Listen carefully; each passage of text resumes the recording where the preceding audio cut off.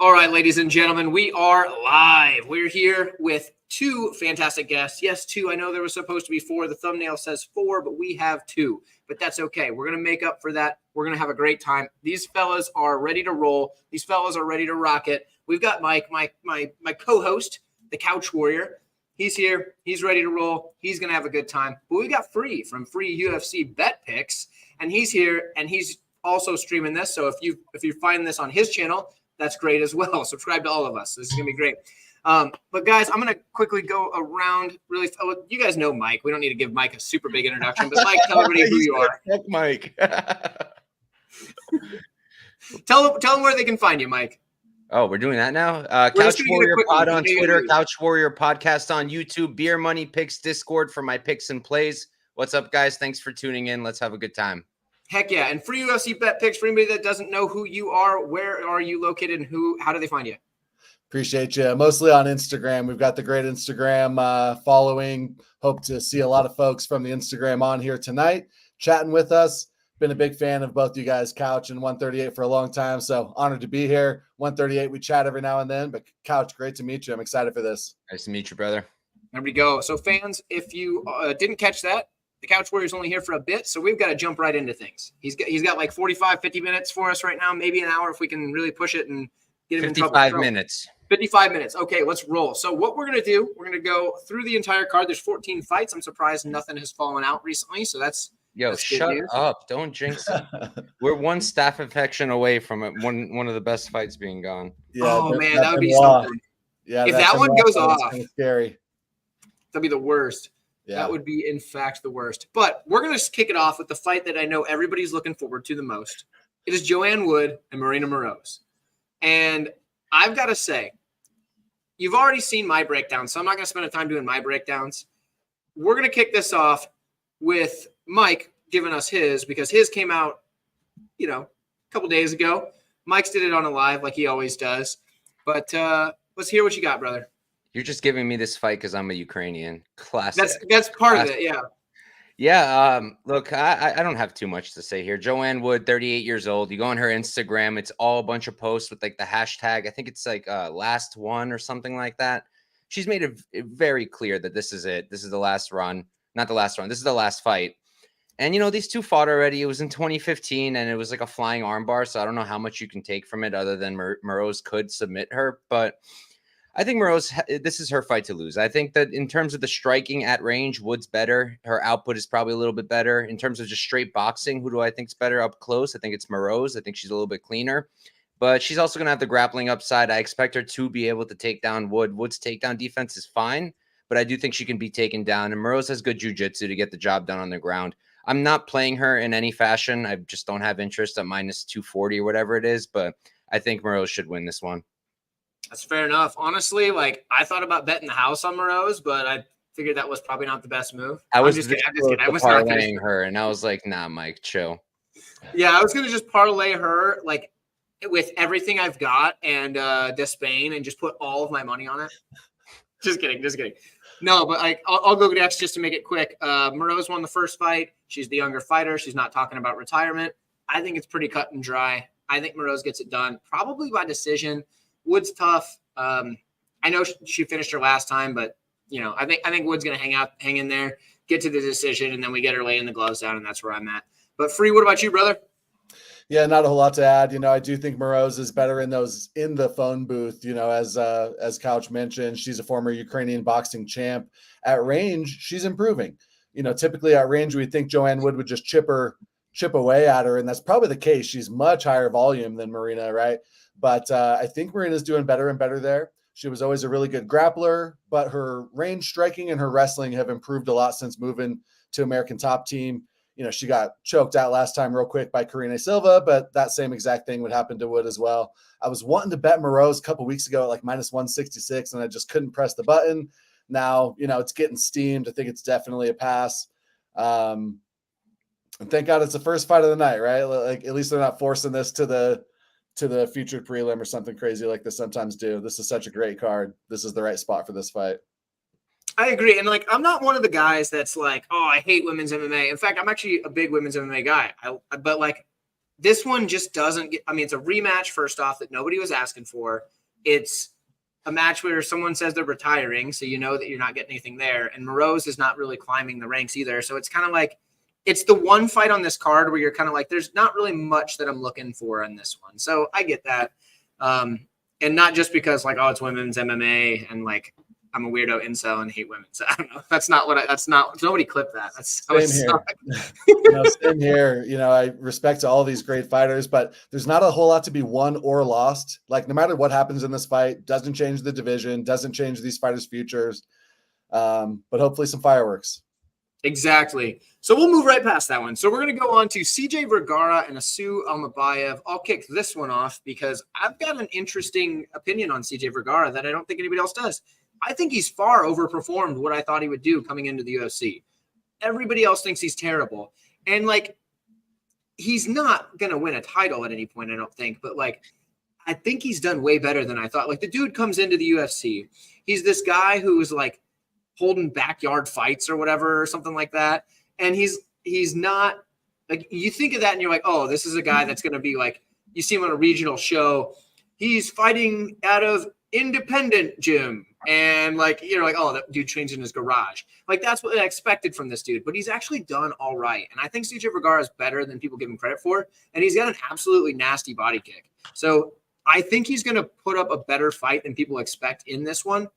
But ultimately, Almeida's probably going to get it done. He's going to have more power in the hands. He's going to put a better grappling pace on him. I do think on the feet, though, Vergara is going to be able to hold his own. But I think the grappling pace is going to be too much. And I think that when Almeida does land on the feet, he's going to be able to cause a lot more damage. So that's kind of where I'm at. Free, what about you, man? I think it's a tough one. You know, Vergara, I think, is a little underrated in the grappling. I think he's a little overrated in the striking. He's very susceptible to the jab, but he finds his range and he's got such great cardio and grit and pace that as the fight goes on, he starts landing at like a really high clip. When I picture him, I imagine him winging hooks and airballing and getting jabbed. But then when you look at the stats, he's actually like a really efficient striker. And again, I think it's because the second half of the fight, he really finds his groove. He's actually got really good takedown defense. I think it's like 75%. And he's won rounds, not just by sprawling, but by getting top control off those like stuffed takedowns. You know, Clayton Rodriguez round 2 would be a good example. The problem is we've seen CJ lose really dominant positions. He had mount against Clayton, and within 3 seconds, Clayton went north-south, full guard, like butter. And Vergara secured that mount. He had the mount and lost it within 3 seconds, all the way back to full guard. But he's squirrely on the ground. You know, that's flyweight, right? It's like it's hard to hold these guys down. And that's one reason why I haven't touched the Assu line. I like putting future fights in my parlays. And like for a month, I've been looking at this Assu line at minus 350 and couldn't touch it. He is very good, but we've seen him lose dominant positions too. You know, Zach Makovsky was able to reverse him and get mount. You know, he just went 2-5 against Ode Osborne, but he made it look pretty easy there. But, you know, if it wasn't for that dominant Ode Osborne win, I think CJ would be a huge favorite here. Like we've seen lots of similar problems from both of these guys, a lot of similar strengths. I think it's got like split decision written all over it. So haven't touched it. I think Assu is the official pick, but man, Vergara's just got such good heart, really good takedown defense. And I think there's going to be moments where he's able to sprawl and he's landing on the feet. And I think the striking is going to be very competitive both ways. I think it is going to be closer than the line suggests, much like you said. And better news, we've got somebody coming from your channel, one of your friends here, Western Mass Climber. So what's up? Welcome to the club. He doesn't know what this is, so we're going to tell you what it is. We're going through the card. Western, I'm going to call you Western. Western, we're running through the card. We're having a good time. The fights are a backdrop. We're hanging out. We're just chilling, but we're going to talk about the fights a little bit. So stick around, have a good time, crack open a nice cold root beer, and let's have some fun, brother. Or tequila. Yeah, or if that's your speed, you can do a tequila. You don't have to drink a root beer. I mean, you know, whatever. Let's see. Daz thinks that Assu might finish CJ, but certainly okay. So Assu's got really good back takes, really good rear naked chokes, and Vergara gives up his back all the time when he gets up. So there's going to be opportunities for him to get the back for sure. Yeah, that's kind of what scared me away from picking Vergara outright, because I do think he does have all the upside at the price. But yeah, I mean Assu's probably gonna get it done. There's a reason that the UFC put this matchup together. Mike, let's hear your take because we haven't heard it yet. Yeah, it's nothing fancy. I mean, I think Assu's probably going to submit him personally. I do think he'll get the job done. But so I played this super early. I'm talking December 21st when this line first opened on DraftKings. And I noticed it because it opened pretty nuts. It opened at minus 140 for Assu. And I ran to click that damn button. I did not get minus 140. I got minus 230. And I laid 4.6 units, which is just under my max bet. And did I really want to max bet Assu? Not really, but I kind of figured that this opportunity would come, and it did come. I'm going to ARB. I'm going to place 1 unit on CJ, and I won't lose anything if Assu loses, and if Assu wins, I'll make 1 unit. So that's what I'm going to do. No reason to sit there and stress. I think Assu should win, and I think it'll be dominantly, but I don't love his striking. Don't love his output on the feet. I think CJ probably is a better striker. I don't rate CJ all that highly, but in terms of who I'm seeing on the tape seems to be the better striker, I think it's CJ. Assu maybe has a little bit more power, but CJ seems to be the guy with better output, just cleaner striking. And he's a good scrambler, right? We saw him reverse Tyra, I think 2 times. And I could see him, making it difficult for Assu, but his takedown defense itself isn't great. He does give up his back, getting back up. And I do think Assu will catch him and, maybe a round 2 sub once again, like Ode. Yeah. So betting, anytime you can take the free money and you can bet on a guy early enough and you can then get the free money, you do it no matter how confident you are, because I've made that mistake in the past and I've learned my lesson the hard way. Me if you can too. get the free money, you take the gosh darn free money.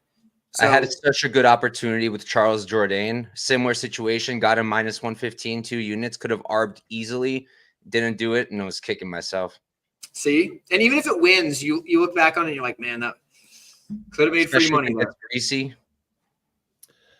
I want to add real quick, the Almeida striking looks really powerful. He sits down in his combos. He sits down on his counters. But a lot of times his striking is really ugly, terrible striking defense. His hands drop all the way to his hips when he throws low kicks. And he'll come into range with kind of predictable entries and throw single shots from really diverse angles, like shovel uppercuts or like baseball, Chuck Liddell style overhand rights.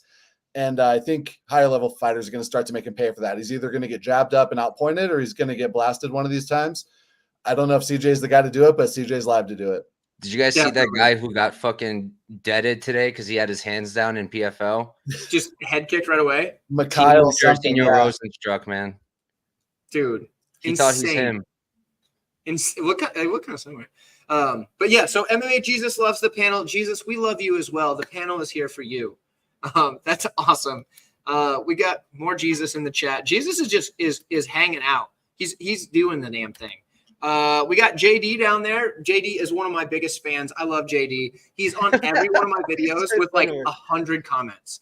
So like if you scroll to one of my videos and you're like, oh, there's like, I don't know, 90 comments on this video and it's the first day. That's because JD's been there already. He's dropped at least 40 of them. So I have the same kind of person. Lorena Cabrero is the name or something. They just go off of my comments. Dude, I love it. Those are the people you want. Those are the real ones. You know what I mean? Those are the fans that are like, okay, you're helping the channel grow. Because somebody's going to be scrolling through YouTube and they're like, holy crap, this video's like been out for like 2 hours and has like 80 comments and only 12 views. What's going on? So it works out great. I don't know why I would only have 12 views, but either way. So let's move on to another fight. I strategically made it so I'm going last on this fight for a reason. Because there are some things I have to say about Josh Parisian. But either way, we have Josh Parisian and Robelis Despain. Or Despain. I don't know how you say it. Free's going to tell us how you say it. First off, how do you say it? And then also, what are your takes on the fight? I don't know how to say it because when I read it, it looks French to me, but he's Cuban, right? So I don't think they're a Francophone country down there. But I think Despain sounds right to me. Man, he is just a murderer, right? Like his last 3 fights have lasted like 22 seconds combined or something. He's only 4-0, 4 knockout finishes. You don't sign a guy like that as the UFC and then set him up to lose. Like the UFC is trying to get him to win here, right? He's in a market where they want more exposure everywhere and they want knockout fighters. And he's He's got a very marketable fighting style, right? But these guys he's fighting just topple over immediately. His toughest fight was actually his first fight against Katuma Malumba, and Malumba cage controlled him the whole first round. Robley only got off the cage because the ref took away the position twice. He would still be there if it wasn't for that ref. Like, he could not get off the cage at all. And then when he got the KO over Stevie Payne was like hurt really bad, but got a really low single and actually pretty much secured the takedown. And then Robley's kind of like on his knees, pounding him out, and gets the TKO finish. But so we've seen some cage control concerns, takedown defense concerns, and obviously that's Parisian's only path here. Parisian was hurt really bad against Budai, but still, like, Parisian was just in survival mode. Budai was walking him down, hurting him, running him all across the cage. Parisian just seconds away from being finished. And Parisian was still able to secure some cage control there late in round one, hurt as he was. So all the red flags are there for Parisian to come in with a smart game plan, cage control, wear this guy out. We've seen Robley really slow down in that one-round fight against Malumba, but I'm on Despain here. Parisian's just so hittable, and I think this fight could be over in like 20 seconds. Yeah, and so, rumor has it that if you go to that corner of the cage, you can still hear the echoes of men grunting in the corner while being held there. MMA Jesus says that it is French, so there you go. MMA Jesus probably knows. He is Jesus after all. Mike, what is your take on this fight? Yeah, I mean, look, obviously Rebels is getting brought in to win. He's 4-0. He's 35 years old. If you're going to sign a 35-year-old heavyweight, you know that you've got only a year or two to make him champion, or you pretty much wasted your time and everyone's time. And they're going to try to fast track him. They're hoping he cooks Parisian. Probably does. I think he will. And then they're going to push him up and up the ranks, avoiding all wrestlers, and he'll probably go and challenge for the title by next year. But look, you got to be a madman to play minus 300 or something on this guy, because what do you know about him? You don't know any. Sorry, brother, but we don't know much about this guy. We have less than 6 minutes of fight time. You take away the first fight, we've got less than 30 seconds of fight time to work with for the guy. Super clean striking, extreme power, clearly. I think he's got a record for the longest reach in the UFC ever, 87-inch reach. Parisian is not defensively sound. Parisian's not a D1 wrestler. Parisian is just okay. And he's probably going to die early, but I can't bet on it personally. Because what happens if he is cage pushed and the referee doesn't take them away? What happens if we get to round 2 and he's an exhausted mess? Can Parisian get him down then? I don't know. Of course, my degenerate mind immediately went to Parisian round 2 and 3 props, but the books did a bad job at enticing me this week. Usually in a situation like this, they'll give like plus 3,000 and then they have my money. At that point, my money's in. Plus 2,000 on Parisian in this fight, I'm going to need a little bit better. So it's rebellious for me, but I'm not going to waste everyone's time. I don't blame you for that. I don't blame you for that a bit. Before we move on, though, Daz has thrown out a parlay. I threw it in the chat a bit ago. So anybody that's listening and didn't read the chat, I'm looking for a 5-legger that gets better than plus 200. I don't want to see you parlay in like minus 1,000s here. We got a 5-legger here, and we've got the king of parlays in this stream here. For UFC bet picks, for all of you guys that don't know, he's the master of parlays. Here's the parlay. I'm going to throw this out there, and you guys are going to let me know if this is a good one. We've got Despain and Parisian under 1.5. Gamrot dos Anjos over 2.5. Jan and Song over 2.5. Jack Della KO and Vera decision. Free. If you were to say that this is worth playing or not, where would you go? I think it's worth playing. I think any 5-leg parlay is risky, especially when you're picking underdog props like that Vera decision. So, kudos to the cojones of Daz there. I really like those overs. I typically do even safer overs, like fight to start round 2. But I love chalk. Like, I'm the chalkiest MF you'll ever find. So I don't dislike it, Daz. There you go, Daz. Free says it's worth playing. So Daz, throw a couple of bucks on that, huh? Buy yourself some root beer or ginger beer. You guys have ginger beer down there. That's going to buy a hell of a lot of root beer if that hits, man. You buy some root beer for that. My guy really threw in the chalkiest shit, and then he threw in Vera by decision, which is like plus 700.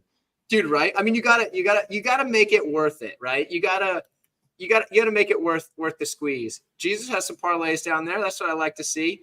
Yeah, I probably wouldn't play that parlay, but not necessarily because I don't think it hits. I mean, it could. I don't know that Vera gets the decision. I've already played a little bit on him by KO, which we're going to cover later. Even though I picked O'Malley, so there is that. We got Jesus throwing in his. He's got McCall.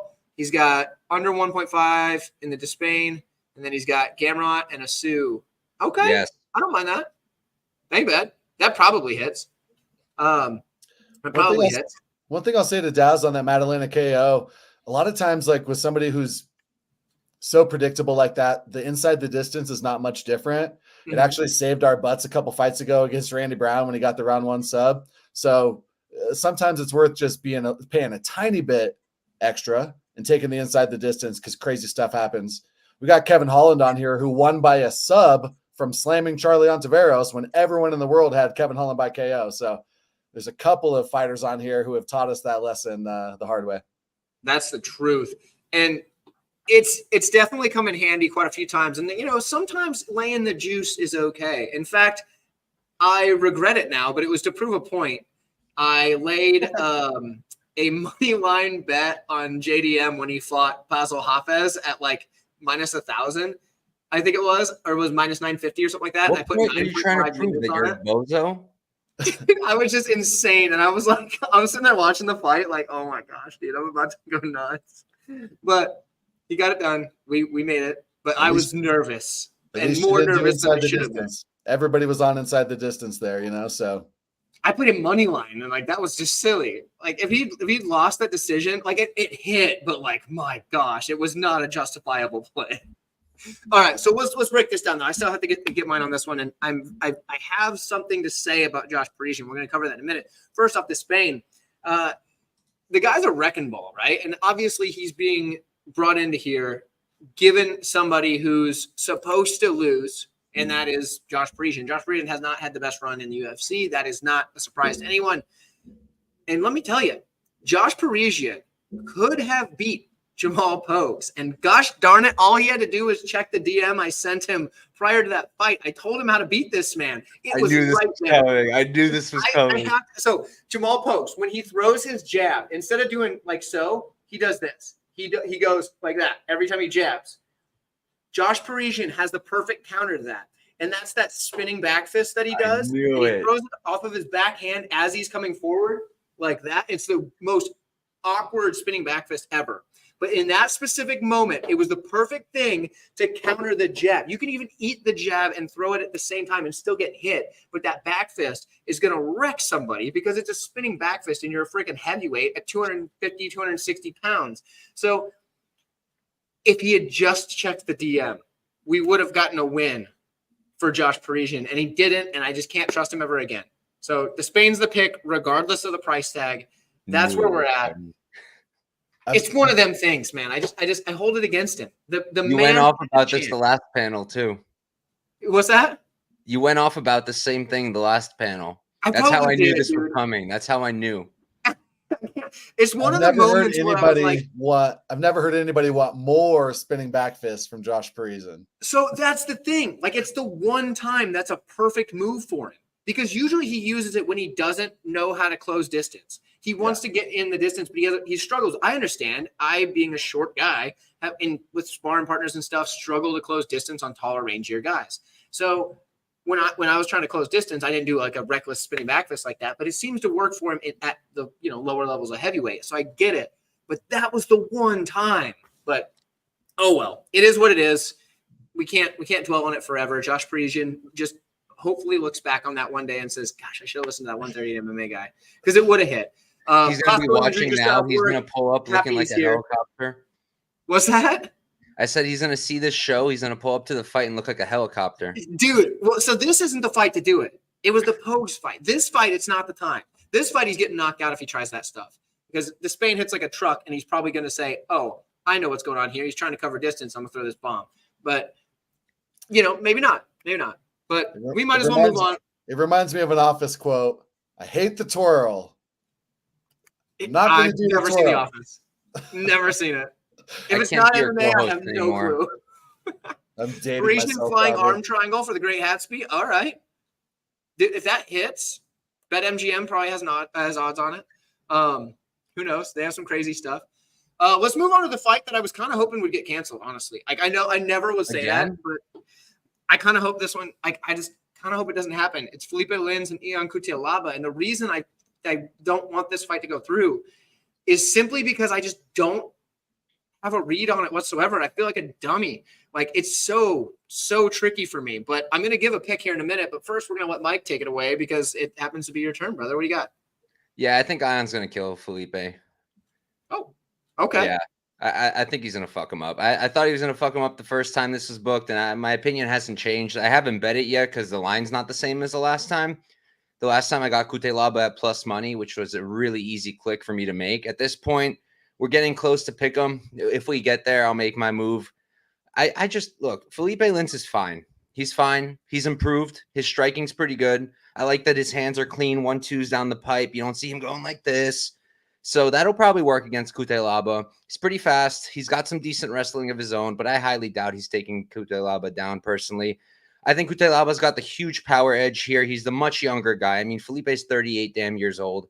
And Cutelaba, he's just a beast, man. His striking is solid. It's not elite by any means, but it's solid. The power is definitely a great equalizer. The wrestling is great. The ground and pound is fantastic. I understand there's concerns with the fight IQ, but, like, what is Felipe going to do? Like, this isn't Ryan Spann. This isn't Kennedy Nchukwu or Johnny Walker. Like, he's not the same size. He doesn't have the same kind of power, and he's not the same kind of threat. Is he going to knock Ion out? I don't think so. Is he going to submit him? I don't think so. Maybe if Cutelaba just gasses and dies, but when have we seen him really gas other than the Jacoby fight? And he 10-8'd Jacoby in the first round, took him down like 8 times, and yeah, he got tired, fought like an idiot. And Jacoby still is a much better striker than Felipe Lins, keeps his distance much better than Felipe Lins. So, look, Felipe can win. Not saying this is a lock. You'll never hear me say that word, period. But I think Cutelaba is a good spot here, especially at close odds. There you go. Okay. So that's funny because I picked Lins for the simple fact that I usually just lean with the guy that probably has the better cardio in a fight like this, especially because – man, I just don't know. And, like, Lins has showed pretty good takedown defense thus far. I mean, in the UFC, not many people have attempted, but, like, you know, just in his career in general, you know, pretty good. Dude, I don't know. I hope this fight gets canceled, honestly. I just don't like it. I don't have a good read. If they would drop the friggin' props and I could just bet Lins at plus money and then Cutelaba inside the distance at plus money, done. Then the read is, hey, play them both because I don't think we get a Cutelaba decision. Because I don't think Lins could make it to decision at that point. I think he's getting slaughtered. If it doesn't go to decision, that means Cutelaba probably got him. I mean, well, I guess, okay, how do I put this? If it goes to decision, Lins probably wins or we get a draw. But if it doesn't go to decision, either guy could technically win. It's kind of where I'm at. So either guy could get it done inside the distance. I don't think Cutelaba wins a decision. I think the best we can hope for, if you're on him by decision, it'd be more of a draw. But that's what I got. Free, what do you got? Yeah, it's a tough one. And you mentioned the cardio. I thought I was going to utter words that have never been said by an MMA handicapper, which is that I think Lins has the better cardio in this matchup. And, you know, that's crazy to say. He is improving a lot. He's kind of like a story of 4 careers. He's an up and down Bellator guy, wins the PFL tournament, looks great, comes to the UFC as a heavyweight and gets smoked nonstop. And now he's undefeated at light heavyweight. It is a small sample size, but 100% takedown defense. I like his fight IQ. I like his cardio. You know, I think the Maxim Grishin fight, even though Maxim's pretty old, I think that was pretty impressive. He was able to control Grishin round 2 and round 3. I could see that happening here as well, as Ion probably, you know, gasses quite a bit. Lins has questionable head movement, striking defense, and durability. So anything's live to happen here. But I think as the fight goes on, Lins is going to take over. I wanted to bet Lins as an underdog. Some money's come in on him, and it's a pick 'em. The challenge with DFS is that you want these guys in your lineup. Like, whoever wins is probably going to score pretty high. But gosh, last time it really burned you when Lins falls out after the freaking card has already started. So yeah, super tough fight. I'll go Lins. There we go. So we're split on this one. That's okay. Like, honestly, this is the fight I'm looking forward to even less than the opener. So, like, but you're right about the DFS thing. So I get that. Like, you probably want exposure to it, but at the same time, like, maybe you don't. Because, like, I dodged a bullet. Gosh, what card was that? Mexico, UFC Mexico. I didn't have Rosas or Tercios in like any lineups, really. I don't know why I didn't. I felt like I should have, but I just didn't by coincidence. And I dodged a bullet and actually ended up cashing some wins just because, half the field got beat by it. So sometimes it pays. But Daz really thinks that Ion's going to win it. So who knows? Daz has won that sick parlay too. So maybe Daz is going to be cashing some big tickets here. Let's move on to Michelle and Michael. We're going to knock this one out because it's been very hotly contested. And as I pointed out, let's see. I believe this one's my start anyway, so it's perfect. So I'll start off. I believe that Oleksiejczuk has had some troubles coming into this. It sounds like he's like training out of his basement or something. With his friends or that's something. Actually true. What's that? With his friends or something. Yeah, like that's not a good sign. Like that's some bush leagues. That's regional MMA stuff. Like I know when I go to the local fights here in town, right here in Omaha, I'll go to the fights. There's a couple of local promoters that put on really fun fights. But when you hear a guy come out, there's two different things. If you hear somebody saying training independently, you know that they're probably not good. And also if you hear them come from a gym that's like Team Blood and Guts or like Team Slaughterhouse, like if you hear something like that, they're probably training in some dude's garage and they're probably terrible. And if it has like, something martial arts or something MMA and fitness or something like that, usually that's a good sign. When somebody is training out of their basement, it's not a good sign. So like I was tempted to take Oleksiejczuk, but when I found that out, I was on the Pereira side. So he's not in his basement, by the way. I just checked. It's not his basement? He's in real gyms. Okay. Are they like good gyms or like not famous? No, I'm looking right that now. Doesn't matter necessarily, but hopefully he's training with people that are like good and not just. There's some ripped people in these pictures. They look okay. So they at least work out. They at least exercise. That's a good sign. Free. What do you have on this? What's your take? Yeah, that's a tough one. We got a former 205er versus a former welterweight, but I think they're going to look pretty equal size. Pereira was always a really big welterweight. I think Pereira's got the better wrestling here. Oleksiejczuk is susceptible to takedowns and back takes. He got choked out by Kyle Barajo, and Barajo hates finishing people. He despises finishing people, and even he was able to get the round 2 rear naked choke over Mikhail. I think Oleksiejczuk is kind of first round KO or bust in a lot of matchups, and that might be the case here. Pereira's done a much better job of conserving his gas tank, right? Like that used to be his issue. He was so dynamic and wild and unpredictable doing backflips. He's kind of cut that stuff out of his game. He's been more technical, cleaner, grappling more. And I think he's the rightful favorite. It's a tough one though, and a fun one. Both, I'm a fan of both of these guys, so I'm like a little biased and I try to push that aside, right? But I think Pereira should be able to wrestle, and lately I've been trusting his fight IQ more. Fair enough. So MMA Jesus brings up a good point. Amanda Nunes is a special case, and I have to say this because she had a baby. Well, and also like when she did this, she also had a lot of money and could just bring in really top tier people. Most people when they're training just like independently don't have a lot of money, and Oleksiejczuk may have some cash. Like he's been in the UFC a while, but he's not making Amanda Nunes money, is what I'm saying. Another thing I need to bring up here, McPooperton. Yes, Pereira is very unorthodox. I actually put that in my notes. It is on the whiteboard if you check out the video. So it is there. I do think he is unorthodox. That is 100%. And McPooperton's also having babies all the time. Apparently.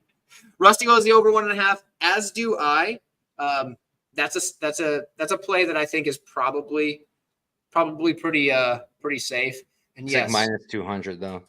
Yeah, it's minus 200, but you can probably parlay that up. We got Free's going to parlay that up, aren't you? That's right. I actually do have the fight to start round 2 as like a tier 2 leg. So See? I like it. The boy's on it. Yes, and the whiteboard is sacred, McPooperton. It is indeed. But yeah, Mike, we haven't got your take on it yet. What do you got? I'm riding with the dog. I'm riding with Mikhail. I was a little concerned about the home gym thing, so I'm glad that this came up and I went and looked. It's training in the gym. In gyms, more than one. looks like he's just going. I don't even know what this whole thing was about. I don't really get what this drama was about because, okay, he's training with his friends in a gym, big fucking whoop. I don't think he ever trained at a major gym, so I'm not super concerned about that. Look, Pereira's good. I like Pereira a lot in general. He definitely has cleaned up his game. I mean, he's not doing backflips on his way to the octagon anymore. Not going to lose like he did against Tristan Connolly, that's for sure. He does less crazy things in the octagon as well. You know, that fucking leg kick he would do where like leg came behind the other leg and like does nothing, but he just kept going for it anyways. Stop doing that. He's a decent wrestler. I don't really expect him to wrestle too much. And even if he does, Mikhal's gotten a lot better with his takedown defense, in my opinion. It's really improved. Like when I'm watching, I stopped looking at takedown defense stats because those can be skewed in all kinds of different ways. And I look for two things. As a wrestler, I know how to defend a takedown. And the best way to do it, you need your underhooks and you need your hand control. What's more important depends on the position, but you need to be doing both at different times. And he's doing it. He's doing it. He's working on it. You know, he got taken down by Kai Barallo, but he also defended a bunch of takedowns. I think Barallo is a much better grappler than Pereira, and it's not even close. So I'm not concerned about that. Pereira does look like a freaking unit at middleweight. The dude looks tremendous, and I think this is a great move for him moving up. And Michal, it was a great move for him moving down. One sec. Oh, I thought someone was knocking on my door. But look, at the end of the day, for me, it comes down to this. I don't think Pereira works well when he's being backed up too much. We saw it in the Fialho fight. And Fialho, we know now, like the dude is not great. And we saw it in the Santiago Ponzinibbio fight. And Santiago's good, but A, he's a welterweight, and B, he's getting pretty old. And both guys were able to find a lot of success when they put Michel Pereira's back against the cage, when they were able to make him kind of cut the cage, back up the movement. Stop the movement. And that's where they found a lot of success. And Oleksiejczuk does that. I mean, the dude is just pure pressure. And he's got great output. I like his boxing a lot. And I just think he's going to be landing a lot more than Pereira. I think that he's going to be the guy who's just not going away. And at the end of the day, I do still think Pereira does slow down. And I think that if he's really not having the fight go his way, it's going to affect his cardio even more. And we've seen that multiple times with different fighters. We see it all the time. When the fight doesn't go their way, they start to fade. So for me, I think it's a close fight, but one guy's the underdog. He's got the cardio edge, and he does something that makes the other guy uncomfortable. So for me, it's dog or pass, and I'm probably going to end up on the dog. We'll see. Fair enough. Push back a tiny bit, you know, on the volume, and like Pereira's last three fights, he landed a ton of significant strikes, like 110, 107, and 92. Oleksiejczuk's never landed anywhere close to that many. I think Pereira's going to be a little busier, more low kicks. And Pereira's, the thing that kind of got me on the Pereira side was just that he's fought thunderous power punches before, including Chaos Williams. Nico Price is not a knockout artist on the feet, but he's just a great finisher in all areas. Fialho, the only way he can win is by knocking people out. Ponzinibbio is a great striker. He finished Neil Magny back in the day. And Pereira was able to go through without getting hurt. He wasn't always looking incredible at all moments, but I think the volume and the durability, that's what got me off the fence. I haven't bet Pereira or anything. I'm not totally, dying on a hill here, but this is such a tough fight, but the volume, durability, and the wrestling. And I think Pereira's cardio is going to be just fine. I think he's the rightful favorite. It's a tough one though. Fun one. Word. And I do think it's going to be tough. Like if you got a guy like McCall in your up in your business the whole fight, it's gonna be really hard to get your strikes going, and that volume could be impacted from that. So it's a tough one. I wasn't gonna bet it either.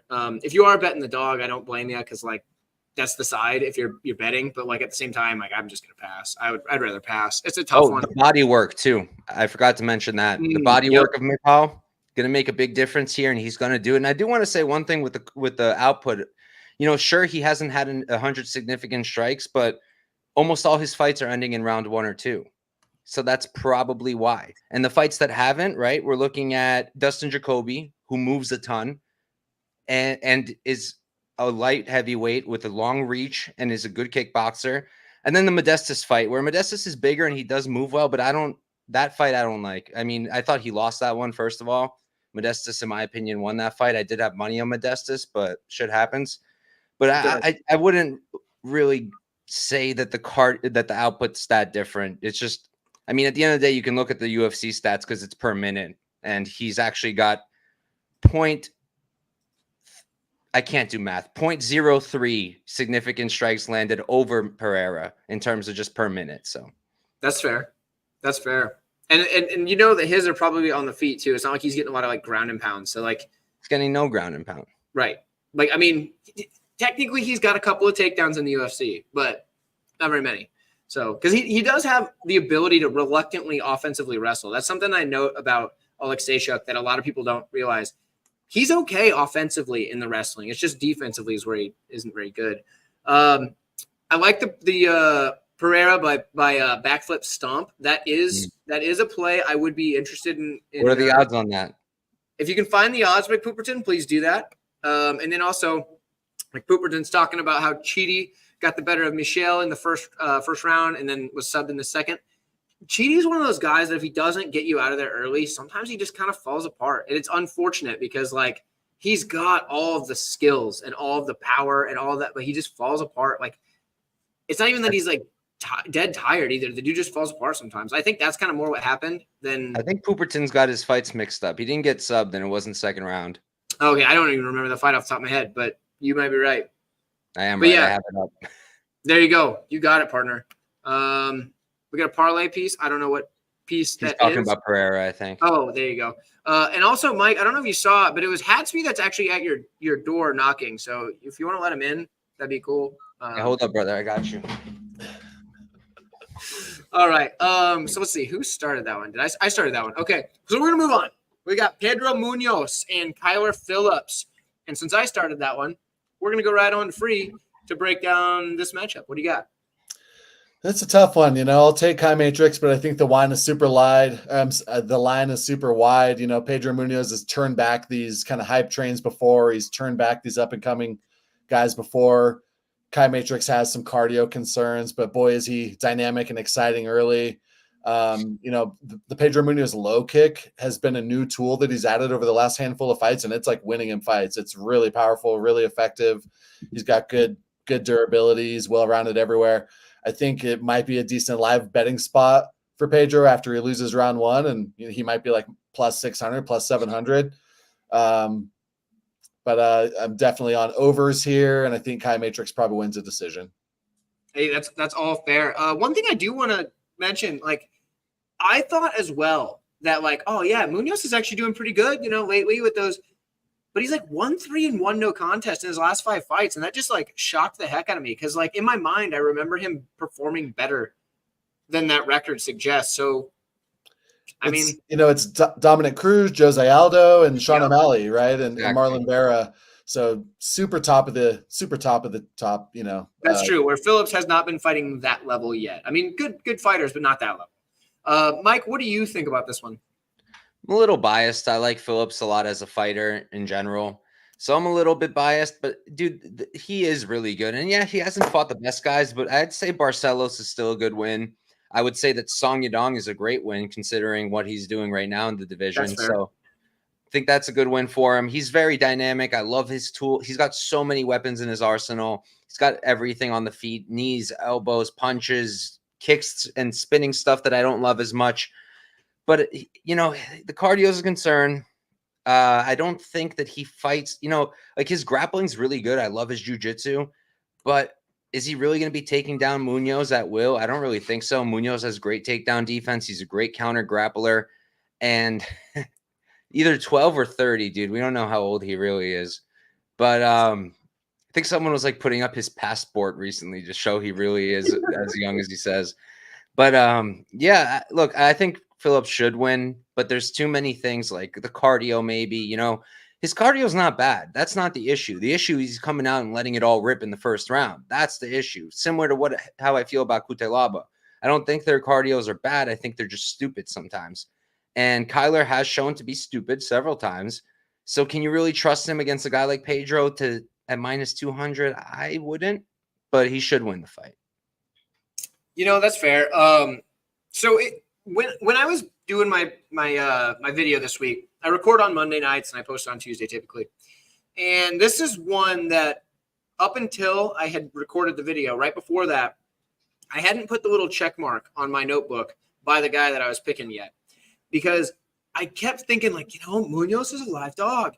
But now as the week goes on, I see a lot more people even picking Munoz, but like I think about it more. I go back and I'm looking at some stuff, checking everything. I really do think Phillips is getting it done. I think he's going to get out ahead early. I think Munoz is going to have a few moments where he's going to look really good, but I just don't see him being able to win a decision. And I don't think he's going to finish Phillips. And I think Phillips is going to be, he's got a massive height and reach advantage on him. I think he's going to be able to dance around the outside, land his shots, look pretty good. I think he's going to get kicked in the leg. That's going to happen. And Munoz has a pretty good body kick too. But at the same time, I think Phillips gets it done. And like the line, sure, it's wide, but I think he's going to get it. I don't think it's going to be in contestant or in question or whatever. Contention. That's the word I was looking for. I don't think it's going to be in contention at the end when we go to scorecards. I don't think it's going to be, oh man, that could have gone either way. I think it's going to be a clear, like either 30-27 or 29-28 for Phillips. That's where I'm at. I was actually kind of wondering about this too. Like, I don't know. Mike, what's up with there's no bed in the back. What's going on? Well, I haven't lived in my mom's house for 8 years now. So definitely not my mom's basement. And my little sister lives with my mom. So I can't live in her bedroom, record in her bedroom either, or live there. So check it out. I've moved every year for the last 7 years. So I'm constantly in different places. And that's why you guys see a new spot. And I got myself an L-shaped desk finally, so you don't have to look at my bed and you can look at my background. So, yes, that's what happened, Mr. Stephen Gregory. That's sick, dude. That's sick. I love to hear it.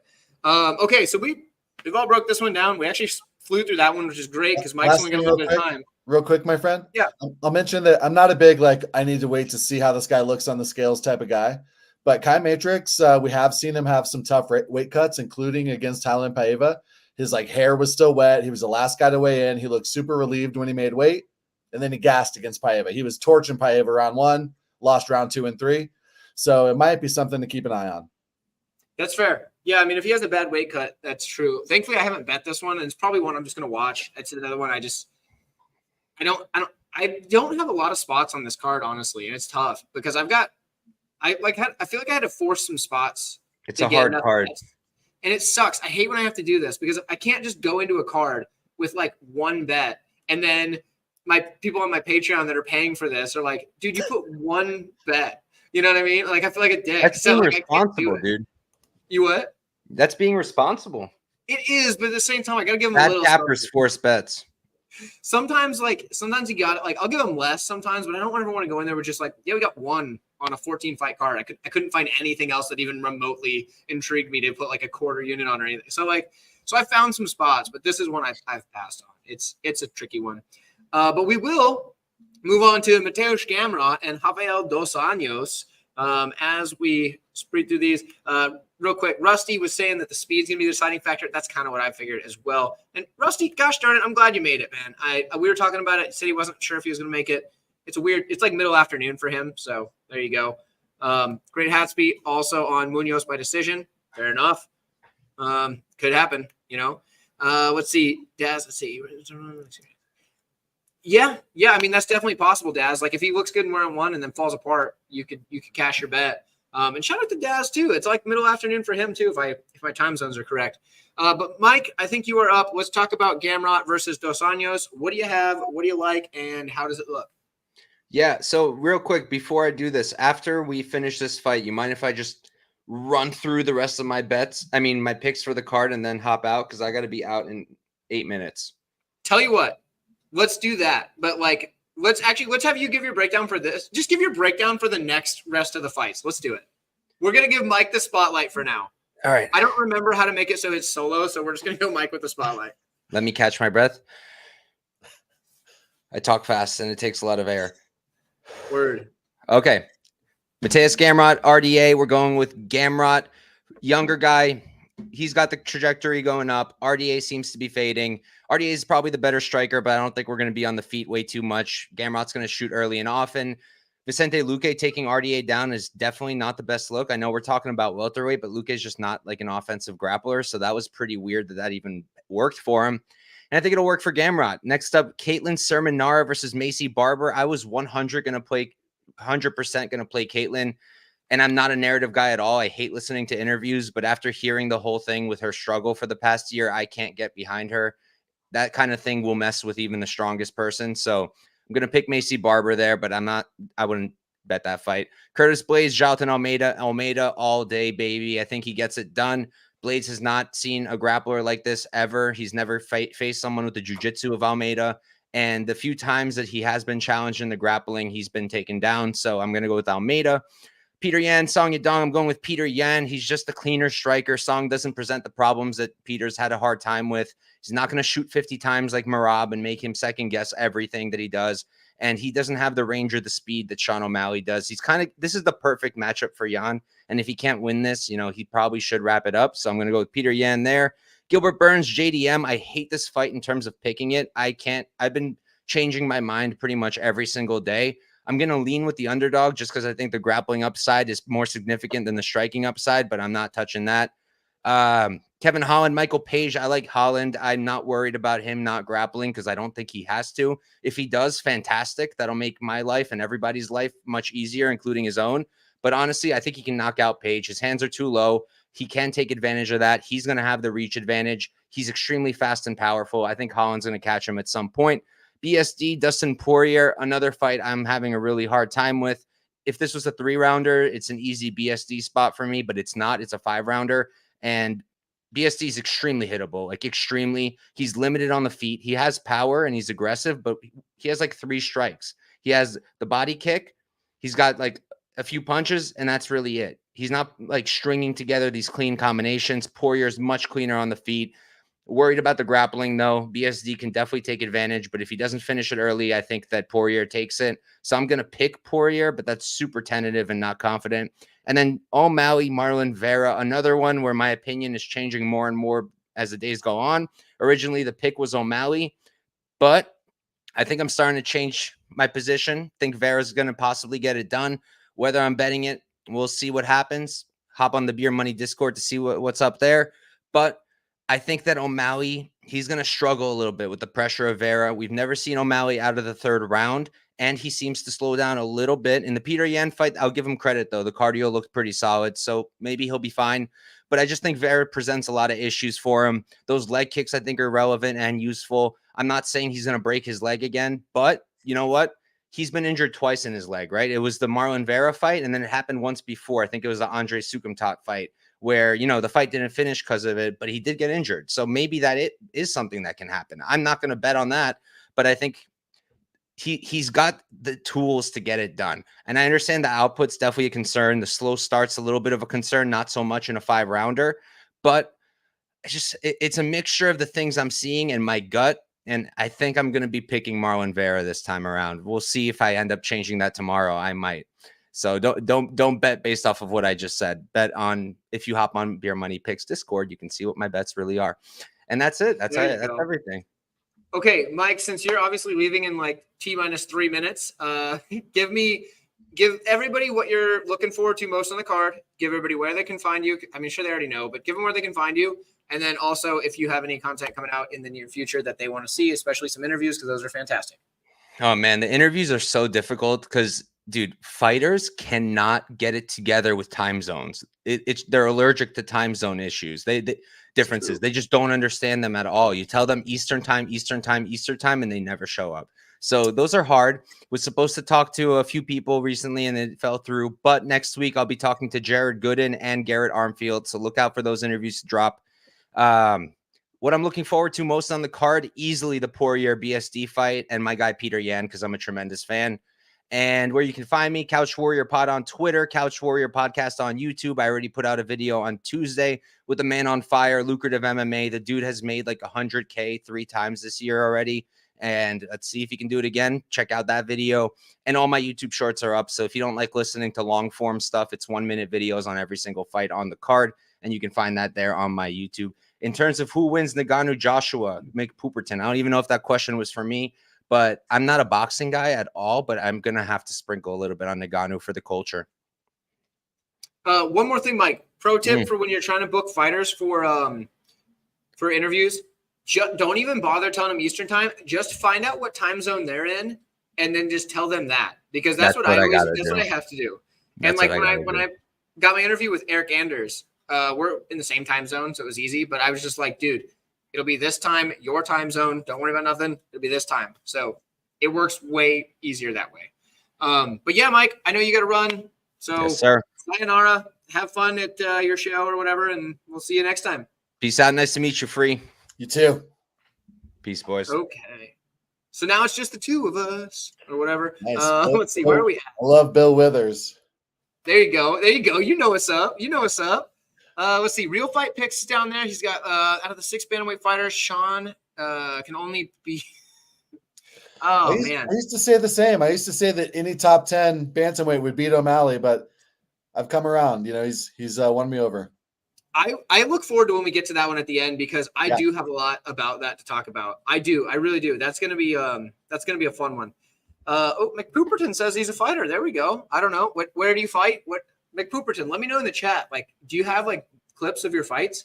Unfortunately, I don't know where mine don't exist hardly at all. So I can't like it was over a decade ago, back when not everybody just had like smartphones laying around. So but yeah, either way, McPooperton, let me know. I'd love to watch your fights. But let's move on to this one. We've got Gamrot and Dos Anjos. I don't know what order we're on, so you take this one away and we'll go from there.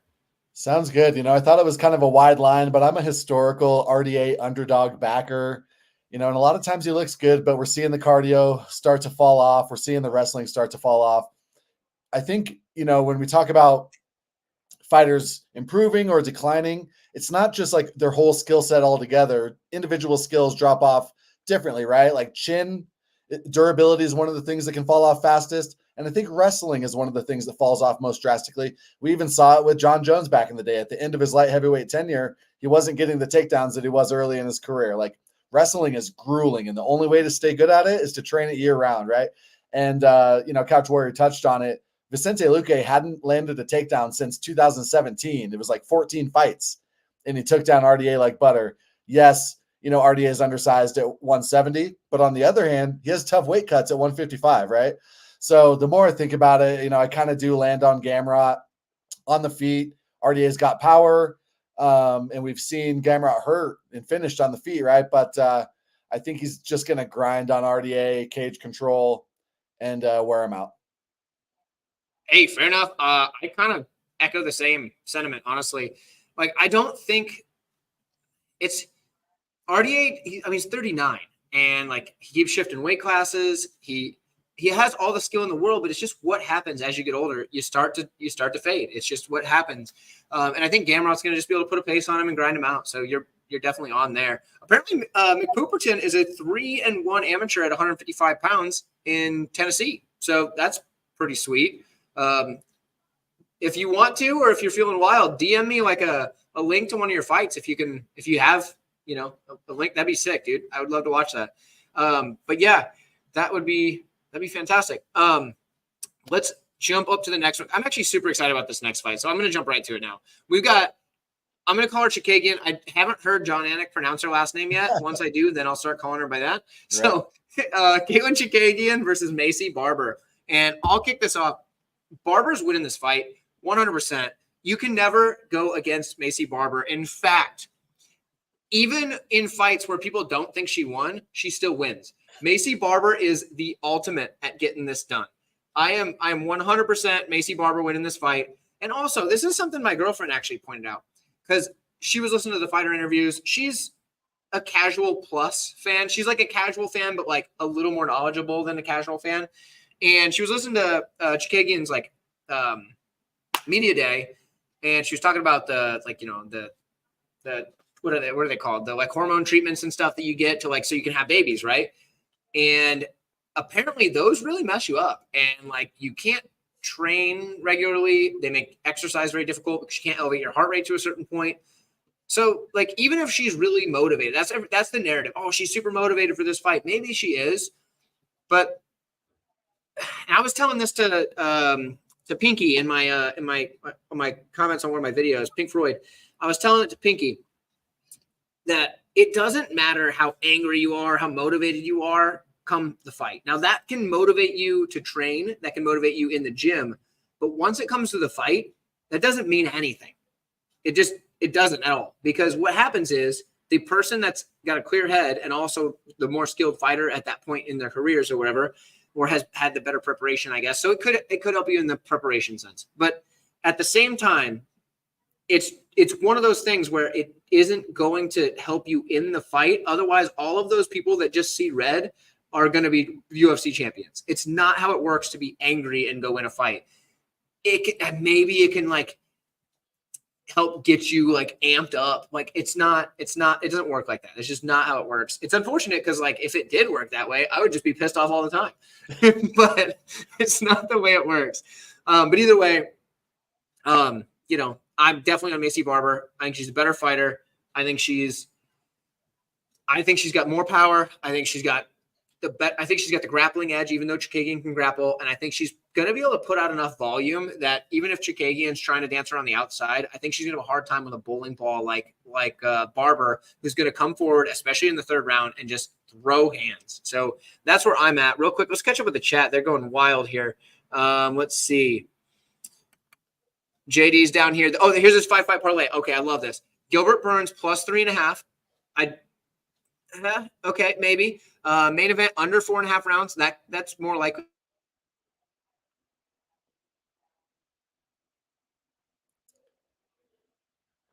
I think that's 138. I'm still here. Let's give him a sec.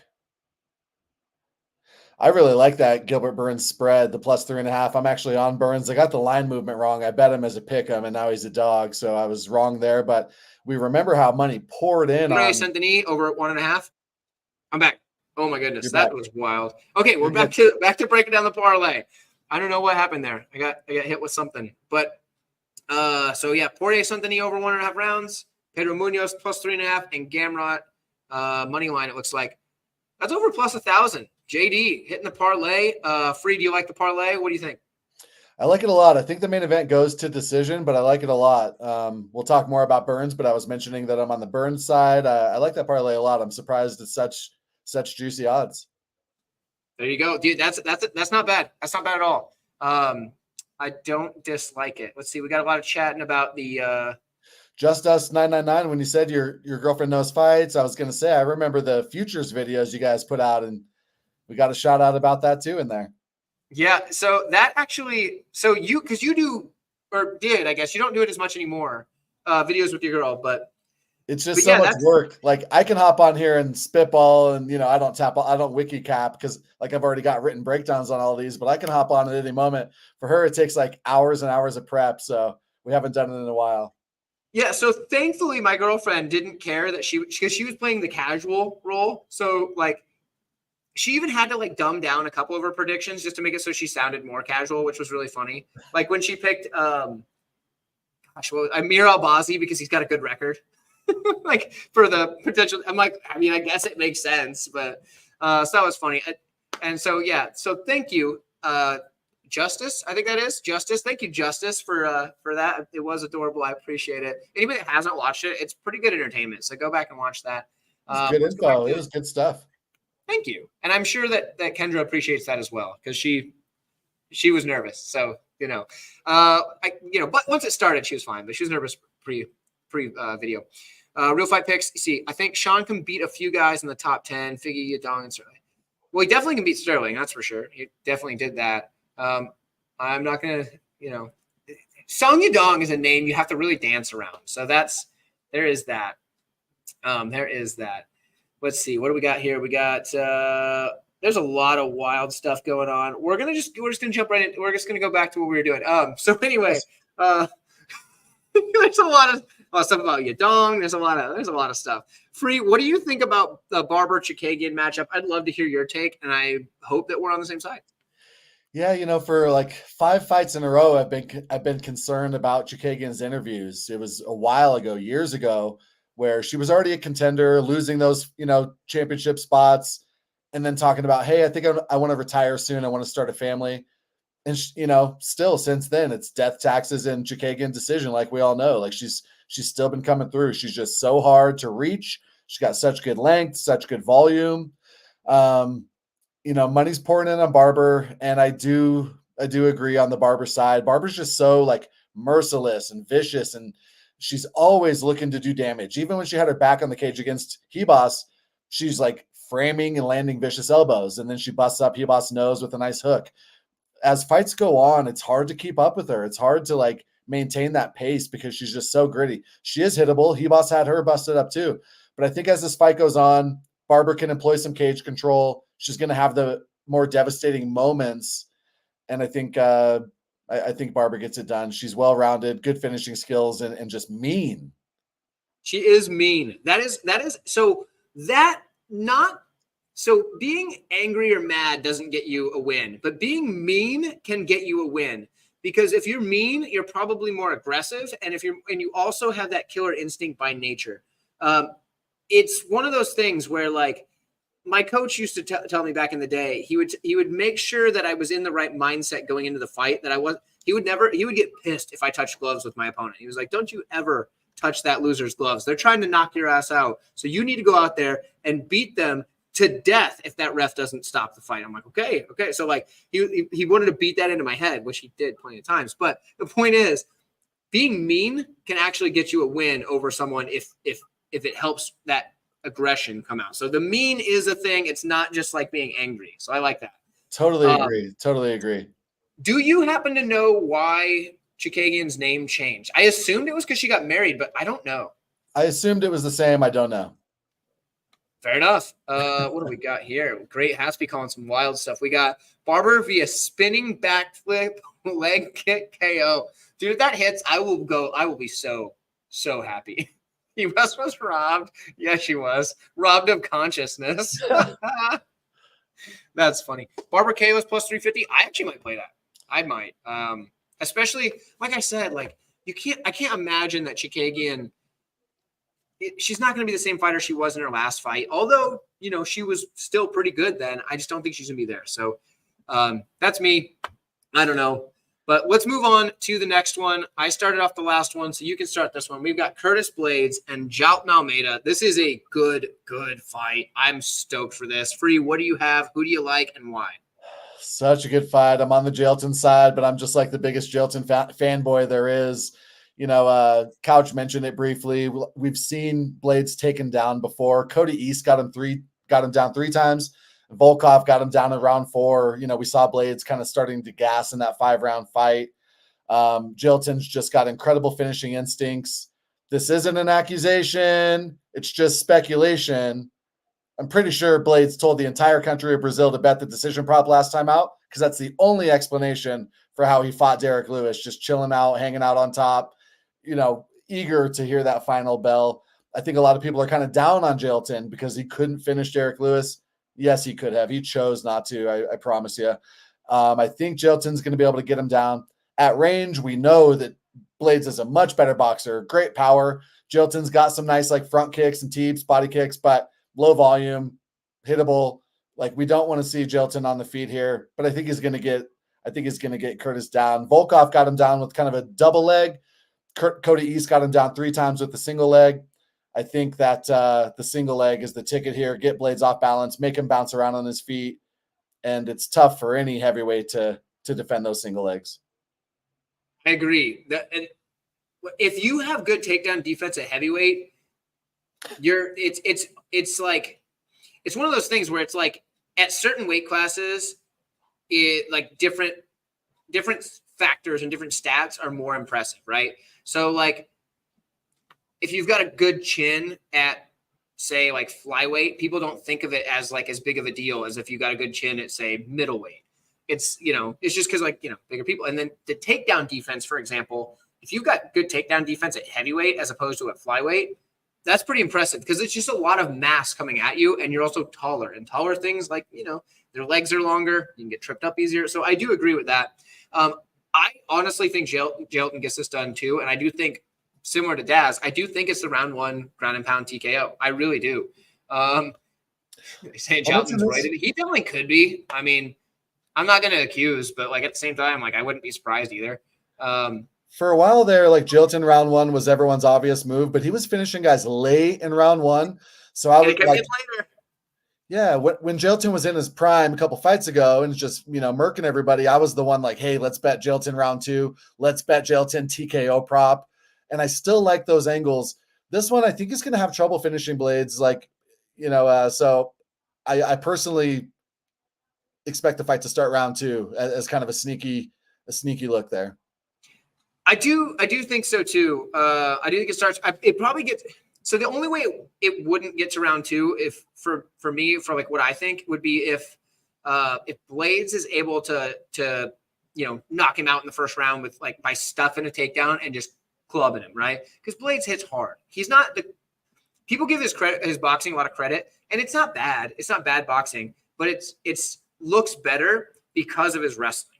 Because he's such a big wrestling threat, his striking looks better. And I don't think it's going to be the case in this one, because I don't think Jalton's going to worry if Blaydes is shooting. Because even if he does, I think on the way to the mat, I think Jalton's going to be able to flip it over. I think he's going to be able to reverse position, get the sweep. He's just so skilled on the ground. And like Never Enough said, he's roided AF, which maybe it's not roids, maybe it is, but like he's definitely jacked out of his freaking mind. So he's definitely going to have the physical strength to be able to reverse position if need be. So there is that.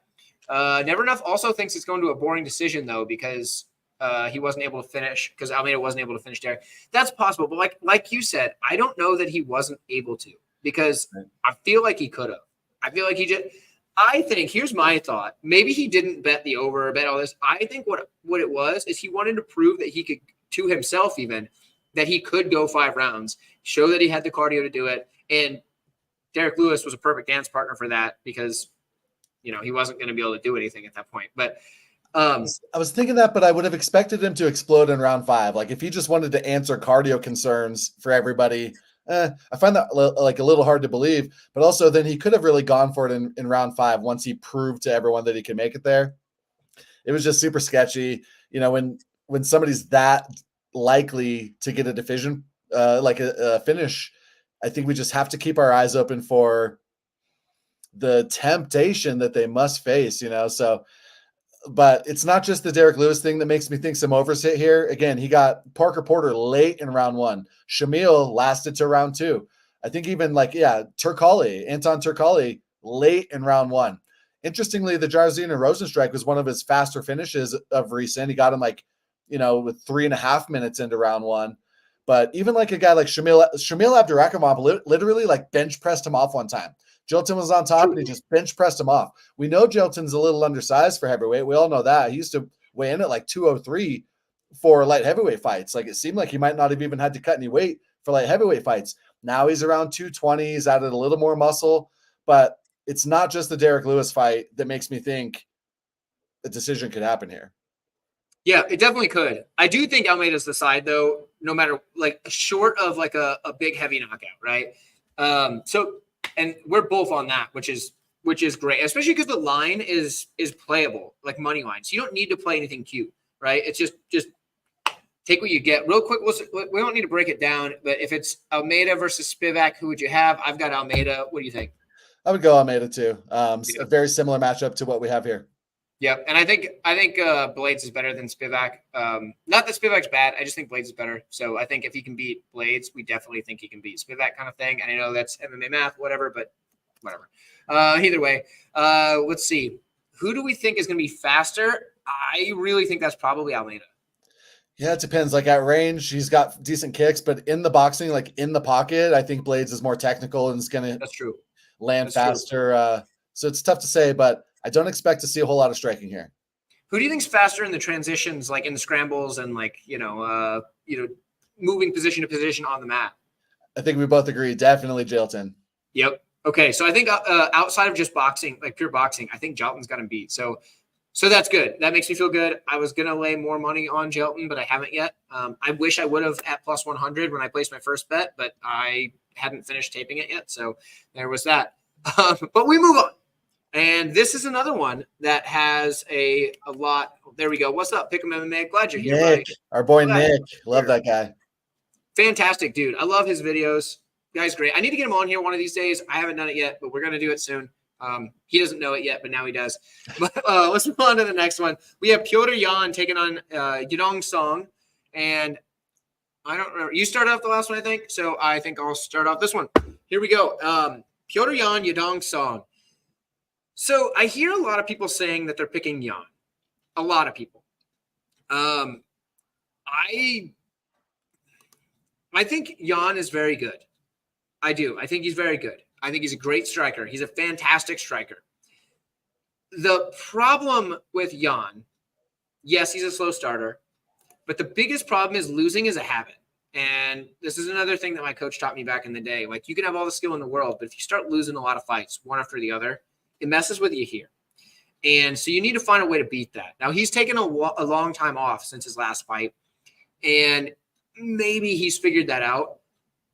But a guy like Yadong has not been losing. In fact, his only loss in recent memory was due to a doctor's stoppage, which I'm sure in his own mind, he doesn't feel like he really lost that fight. He feels like that was stolen from him because the doctor stopped it. And because he was ready to go. He wanted to fight, right? He wasn't like, oh, I'm bleeding, please take me out of this. It wasn't a Gaziev situation. It was I want to keep going. And the referee says, nah, dude, you can't because you're bleeding like crazy. So I get that. I think Yadong is going to win this fight. I think he's going to win the first round. We know that. Jan is going to need to take over in the second round, and I don't think he's going to be able to. And in the third round, I think he's going to be trying to get the finish, and I don't think it's going to work. I'm starting to think Yadong gets a 30-27 over Jan, and we go to decision because Jan is still tough and durable, so I don't think he gets finished. But I think Yadong's getting a 30-27 on him, and I know that's probably a hot take, but that's where I'm at. What about you, man? I can't blame you. You know, when Song was an underdog, he was like plus 120 or so. It kind of had my eye. Now money's been coming in on him, and it's a pick 'em. You know, Jan gets a lot of negative flack for being a slow starter, being low volume. He's actually a little higher volume on paper than Song is.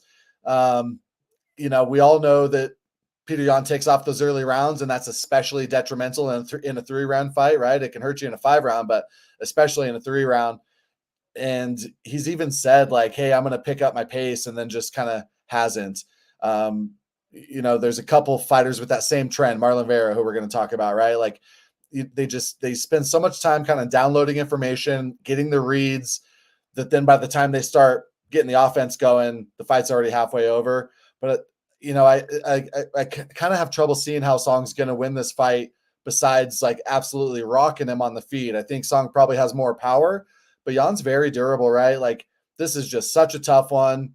Absolute pick 'em for a reason. I think I'll go with Peter because it's a pick 'em, but Song definitely had my eye as an underdog. I haven't touched it either way yet. Yeah, so it's interesting. So, like, this is another one, too, where I could be totally way off because I also picked O'Malley over Jan, and it's funny. So I wish I should go back to that because that was a long time ago, right? I think I was still pretty early in my channel, and I even said O'Malley's going to win via decision, and it's going to be a decision that's extremely close, and a lot of people are going to say it's a robbery, but I think that's because they all bet on Jan, and I think it's a close fight, but I think O'Malley's going to get the win, and everybody got I actually lost subscribers over that, like saying that. Like, I saw my number like drop because like once that actually happened, they came back, they're like, dude, you jinxed this. This is your fault, and they left. It was hilarious. Like, at the time, I didn't think it was funny. I was like, dude, I need you guys. Where you at? I wasn't even at 1,000 yet, nothing like that. But no, like, I just think like Jan keeps fights too close, and I think the judges don't like that. I think that's what it is. And yeah, Jan's probably the better striker. But it's an MMA fight. I don't think it's going to be a grappling match, but I just think that the overall MMA of it all is going to favor Song. But it's going to be a good one. I did bet Song at like plus 120. I wish I would have got him a little earlier when he was a good number. Yeah, see, like I wish I would have got him at a better number. I think some people got him like plus 160. Yadong was actually the first bet I made on this card, and in fact, the only bet I had on this card until like Monday, which is terrifying. Which is another reason I had to place more bets because like the only bet I had was a plus 120 Song Yadong pick, and I was like, we're not going to do that. But I do think he wins. I do feel good about the value, although I'm not a big value guy, so you know, whatever. I like value on it, but like, okay, I'm gonna try not to go on a big tangent. But here's the deal with these value guys. Like a lot, like if the line suggests that they win 3% of the time, but you cap it at they win 5% of the time, and you're like, I need to play this because the value and over the long term, and I'm like, yeah, but like, how many bets do you have to lose before you win one? How many houses are you going to have foreclosed before you win one? You know what I mean? Like, it's crazy. So I don't know. So yeah, Also, like I've beat line movement a few times this year and it hasn't paid off. I beat a ton of line movement on Gilbert Urbina and Joe Pfeiffer. Didn't help me either time cash those bets. So sometimes it's very overstated beating that line movement. I tried to warn everybody about Urbina. The guy's he's not got it. He's not got it. But can't win them all, right? You know what I mean? You know what? It's one of those things. Let's move on to another one. We've got a coming out with a KO. Who saw that though, right? Like we expected Radke to wrestle. That's one thing, but gosh, what a crazy fight. So I actually thought, I highlighted in my video that Radke's got a hell of a left hook and like what he got him with. So, I mean, but at the same time, I also thought it was going to be a little bit longer of a fight than that. But I was on Radke, and I was more confident on Radke until everybody else was like super high on Urbina, and I'm like, man, am I dumb? Like, am I dumb? But no, it worked out for us. That we lucked out because that was a rough card for me. I was on way too many dogs, but that one was a good win. So I lost a lot of bets on that card. So we move on. Gilbert Burns, Della, Maddalena. I think you're starting this one off. Who do you have, and what do you think? Tough one. I'm a big JDM fan, always betting him. Lost my ass because I bet him to win inside the distance against, Basil Hafez. But if you recall, like how money poured in on Sean Brady here, when that matchup was lined up, I think Jack Della has shown us plenty of holes in his ground game that made me pretty confident in Burns here. Burns is 37. It's kind of wild because he has such like a young spirit. Like I don't think of him as that old. He fights young and he acts young. He's just got a real great energy. But yeah, he's 37. He's getting up there for sure. And he's wrestling. Like I think we've seen enough of his sample size. We know exactly where he's at. We know who he can outstrike and who he can out wrestle. And I think Jack Della is very beatable here, right? Like Jack Della looked good against Kevin Holland, but that was an incredibly close fight. I thought all 3 rounds were very hard to score. Split decision there. I think Jack won. That's fair. It wasn't a robbery or anything. Before that, the split decision win is a huge favorite over Hafez. Like, I don't know how you could watch that Hafez fight and have any confidence that he's going to fight off takedowns here against Gilbert Burns. Gilbert Burns has beat Olivier Aubin-Mercier, Tyron Woodley, Neil Magny, Stephen Thompson, George Masvidal. And he's, a sizable underdog now against JDM. I'm on the Burns side. Okay. I mean, that's fair. I don't blame you because the grappling upside. I'm on the other side though. And here's why. So something I've realized recently, and it cost me big in a couple of fights recently. Sometimes the better fighter just like overall isn't winning anymore at a certain point in their career. And Gilbert Burns is like 37. And yeah, I know he got hurt in the Bilal Muhammad fight. He got hurt in the fight because Bilal Muhammad hit him and like it messed up his arm, or he threw something, or like defended a takedown or something like that. And it messed up his arm. And those type of things are going to happen in your fights as you get older. Those things are going to happen in your training camps as you get older. I mean, shoot, I'm 32 now and I get hurt a little easier than I used to. Not too bad because I'm in elite shape, just whatever. Hey, but no, I'm just playing. But like it's just the way it works. Sometimes, as you get older, your durability goes down, especially when you're fighting guys on like the regular. I don't fight anymore. I do like MMA training like once a week at most. And after that, the next morning I'm like, man, I'm sore. It hurts. And, I still hit the bags, but like, I only like, actively work with other people like once a week. So either way, a guy at 37, like Burns, he might have the more well-rounded skill set, but this fight's going to start on the feet. Burns is going to eat some straight shots from Jack. Jack's going to be able to move his feet, land some shots, and he doesn't have to defend. He doesn't have to defend the takedowns per se. He needs to defend the ability to get into takedown range. And I think he's going to be able to do that against Burns. I think he's going to be able to stick the jab down. I think every time Burns wants to come in, he might get a takedown at some point. I'm not saying he won't, but I think every time Burns wants to come in, he's going to have to eat quite a few shots and go into that wood chipper. And I think if he goes into that wood chipper a few times, 2, 3, 4 times, it's going to make him a little more hesitant as he comes in. And I think eventually JDM is going to be the guy just putting Burns on the back foot towards the later part of even the first round, but definitely into the second. And I think that's where he's going to start landing those big shots and getting the knockout. I do think we get JDM to get the knockout. And I think it's just going to be one of those things where age is catching up to Burns, and he's going to join the list of other guys like Volkanovski or, any of these guys that when you start getting older, it just doesn't always work out. But I understand, like on paper though, I get it. Burns should be able to take him down and sub him.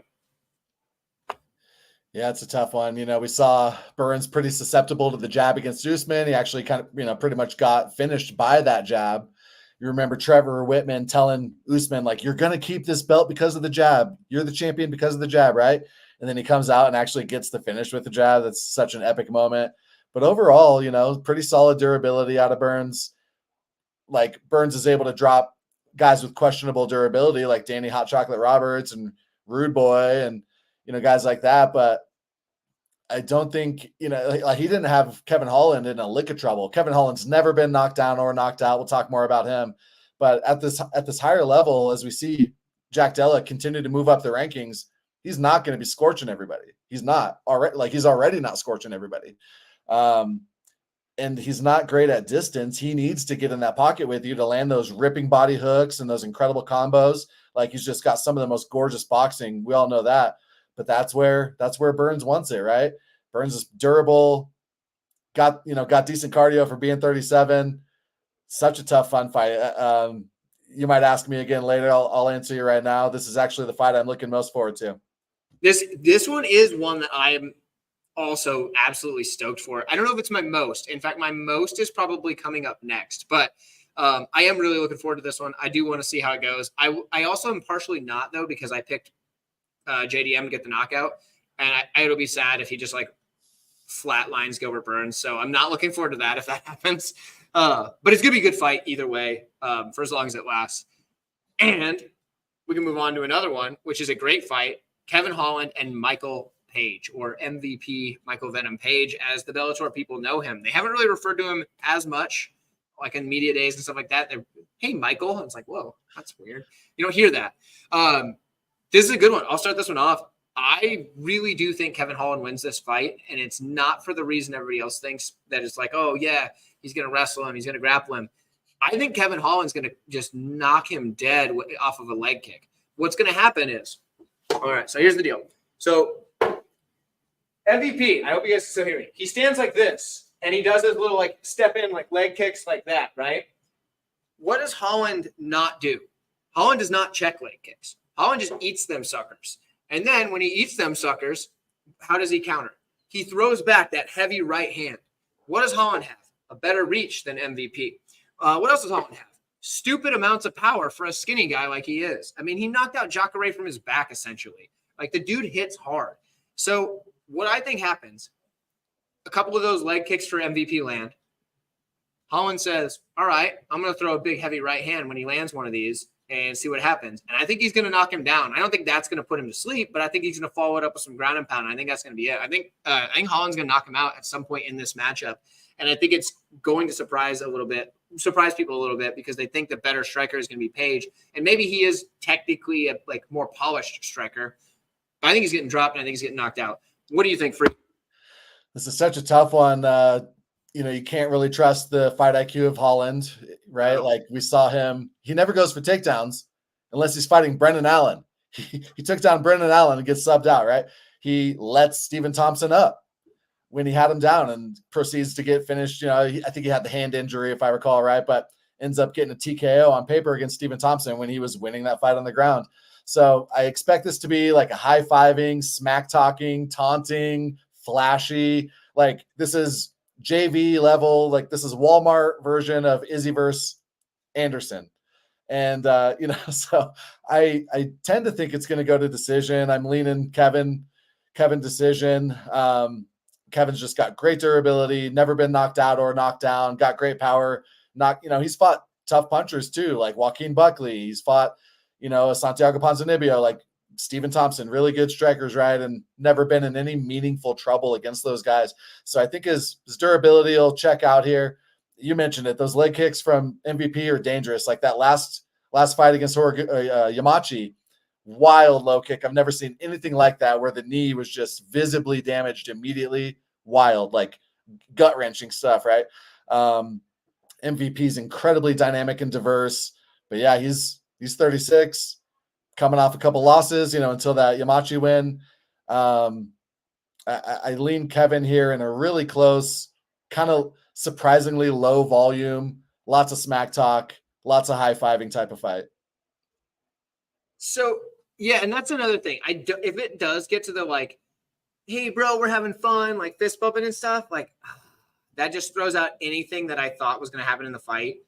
Because sometimes Holland goes out there and does want to win a fight, and then other times you get that, and it's like, man, like he can have a good fight and still be like, talking shit and like having fun. But when he starts like fist bumping and like high fiving and stuff the whole fight, it's never his best performance. So that I don't want to see. It's going to be a bad fight if that happens, by my opinion, because it's going to be one I'm going to be super frustrated by. Let's see, what do we?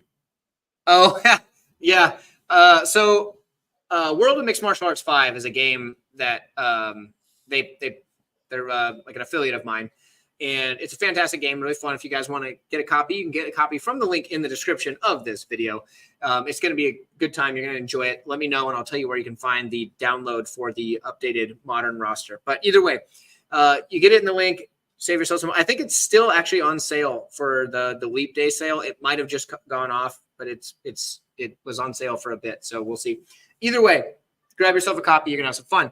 But what MMA Jesus is referring to is I ran this matchup on there. And in fact, I actually set it as one of the end screen videos of my full card breakdown. And in that one, MVP got it done. And I'm pretty sure he knocked out Holland in that, if I am remembering correctly. MMA Jesus says he is. It is also a video game. Yes, it is fairly accurate for a video game, and whoever does put the stats in, they're pretty good outside of a few like obvious errors that they make along the way. They do a good job. They really do. Whoever's doing that, they're doing the Lord's work, and I appreciate it. But yeah, MVP knocked him out. So if he does, I'll just got to start making all my picks based on that video game, I guess. Have you played that game at all? Are you familiar with it? No, actually, I'm excited to check it out after this. There you go. You know where to find it. Link in the description of this video or on any of my videos, honestly. And like I said, I think they have it on sale right now. But there's Staz guy going on here. Yeah. Seriously. Yeah, like that's going to be so frustrating if they just start like hanging out and having a good time in there. Like, you guys are in there to fight. What are you doing? Be a gladiator. I really expect it. I think like over 1.5 high fives. Over 1.5 high fives. Okay. 1.5. I'm hoping for the under, but yeah, I think you're right. It's probably going to be, there's probably at least 2 high fives, at least. One of them is probably really early, and then they have another one after the first time MVP lands a big shot on Holland, and that'll get it out of the way early. And then who knows if we get any more. I do hope JD's right that Holland takes this more seriously. I can't trust that, but if he does, especially because the UFC probably wants the Bellator guy to get beat, it wouldn't look good, right? If MVP comes in there and just beats the brakes off Holland, similar to how Michael Chandler from Bellator comes into the UFC and just destroys Dan Hooker. And it's going to start being like, yeah, man, maybe the Bellator guys are better than the UFC guys. Like, they're coming in every time they debut and just wrecking whoever they put in front of them. So I know that's not actually they're not beating the top guys, but they're beating good guys if that's the case. So they sure look good in that Bellator versus PFL tournament. They torched there. Oh yeah, it was like 5-1. Yeah, I think the UFC come on. Yeah. I think the UFC would be totally fine with MVP winning here. I mean, they're purposely giving him a striking matchup. I think they'd be happy marketing him to the UK crowd. That's true. Maybe they want to build it up for him versus Leon Edwards. I mean, I think that'd be a fun fight. I think Leon Edwards probably wins that fight, but I think it'd be a fun fight. So, I mean, there is that. Or just like being on the same card as Leon, right? Like they'd like MVP to get a couple wins here, I think. Yeah. I mean, the obvious thing that they do is they have this fight, and then if this fight goes well, they try to give MVP another striker, and then they try to give him another striker, but they got to do these quick because he's not getting any younger. And I know he's had 23 fights, only 2 losses. And he hasn't taken a bunch in his wins. He has not taken very much damage, to be honest. Technically, he probably should have lost 3 fights. He won a really totally BS decision over Lima. But either way, he doesn't take a ton of damage in his losses outside of the one time when he got absolutely wrecked by Lima. So yeah, even that one, is kind of like a flash KO. He caught him right on the chin, right? He dropped him with that low kick, and as he's trying to get up, he clips him like right on the tip of the chin. It was such a weird thing. Like we've all watched it 100 times, I'm sure, because it's a knockout you've never seen before. But even there, yeah, like you said, not a ton of damage taken. Yeah, so maybe he will have more longevity than I'm giving him credit for at like 30, 36, 37. So who knows? But at the same time, like time's still a factor. Wonder Boy matchup. Wonder Boy matchup coming up. MVP I hope versus so. Wonder I really Boy. do. Like, I do think Wonder Boy's the better striker, but at the same time, Wonder Boy's even older. He's like, what, 41, 42? So, I mean, that's got to happen fast if they're going to do it. what is golf? Co-main event in the evening. You got like the senior PGA, right? Like UFC. There you go. So so we're gonna go off on another tangent real quick. So I have a buddy that he's been saying for years that what they need to do is have like a masters division, like the old guys, right? Like I think that would be fun. And like I don't know if UFC should do it, but like a promotion could do that. Have like, oh, if you're over 40, you compete in the masters division. So that way the veterans aren't just going out there and just getting destroyed by these up and comers. But like you can still be like, oh, that's my guy. Like, he's like 46, but he's still doing the damn thing, It's like Gamrot FC now. Like, Bellator and these other groups stopped taking the aging UFC fighters. They're trying to build their own guys. Gamrot FC is where they go now. Gamrot FC, that's true. If Gamrot FC is just like, okay, these are our young guys, and then we have like the main events or whatever they have at the Masters division. If Gamrot wants to do that, that would be ideal. Let's see. Okay, so real fight picks. He says he likes the championship fight for MVP. So there you go. I mean, I don't see him winning a championship fight, but I think it'd be saying like this is like his biggest fight of his career. Can't argue with that. Yeah, I mean this fight being. Oh, I see what you're saying. So this fight is his championship fight. I see what he's saying. I mean, kind of. I mean, yeah. I mean, he's a Bellator champion, but like, this is your UFC debut against a big name UFC guy. So I can see that. I can see that sentiment, that feeling for him. We'll see how he handles the pressure. He did say in his media day, I listened to it earlier today, that he really likes the octagon feel better than the Bellator cage. And maybe he's just saying that to butter up the UFC guys, like the UFC brass or whatever. But at the same time, I can see it. I mean, it's a higher level promotion with a higher budget. So, and I've been in some different cages in my time, and some of them are definitely better than others. So could be, he says he got a lot of grip with his feet when he's like moving in there. So maybe he'll even be a better striker in the UFC than he was in Bellator. So who knows? But without any further ado, we've got 2 fights to cover, 2 fights left. We've got Dustin Poirier and Benoit Saint-Denis. Let's see. I started last time, so you can start this one off. Who do you feel wins this fight? Why and how and all that fun stuff? Really tough one. I might end up landing on the Poirier underdog pick. He's undersized here, right? We saw him KO'd last time out by Gaethje. We all love BSD. Benoit's just ferocious. That pace, that cardio that he's got, his finishing instincts. He's never won a decision. He's finished everybody, even at the UFC level. A lot of these guys, they finish everybody on the regional circuit, and then they start winning decisions. Not Saint-Denis. He's finishing everybody. But gosh, we know he's hittable. He was taking a ton of damage against Oleksiejczuk Zaleski dos Santos. He's not just unbeatable, right? But Ismail Bonfim, he was able to outlast that storm, wait for him to wither. So there's just lots to like about him. But Poirier is going to be much more technical. Nice low kick. I could see Benoit starting to land some heavy shots that Poirier is kind of blocking, head kicks that Poirier blocks, but still hurting Poirier. And, after 5 minutes, Poirier is starting to wilt a tiny bit. It's tough to say because we've never seen that. Like I said, I might end up landing on Poirier. He's not a great wrestler, but he's got really just intelligent, sneaky jiu-jitsu at the right times. I remember when Michael Chandler was about to take his back, and at the very last second, Poirier reaches down, gets the hook out of there, lands on top, ends up finishing Chandler like a minute later. He's just such a wily veteran. He's actually he's got as many KOs as Derek Lewis and Anderson Silva. Dustin's just a legend when it comes to his resume. Love the guy. Does he really need to fight? Does he have the same hunger that Benoit Saint-Denis does? I think we'd all say no. Poirier says, well, hey, I'm not here fighting because I need money. I'm here fighting just because I love it. just because I want to get back to that title shot. But I don't know. If you ask me who's hungrier here, I think we'd all probably land on Benoit, right? The size edge makes me agree that Benoit's a rightful favorite. The age discrepancy means that, historically, Benoit's got a 2-1 chance to win here. He's going to win like 67% of the time just based on his age. Lots to like about both these guys. And gosh, what a fight. I might land on Poirier because I need dogs, So I hear you. And in fact, the number almost made me want to bet Poirier, especially when it was about to kiss plus 200. I don't know if it ended up doing that, but it went back down to like plus 180 or something like that. But it, like at plus 200, I'm like, man, Poirier's really got a shot. But then at the same time, it's the thing, like these older guys, they're just not, like, all of a sudden, it's been all of a sudden where, like, before it was like, yeah, most of the time the younger guys were winning. But like sometimes you'd see an old guy turn back the clock and, get a win. And, the guys at the top level were still doing that.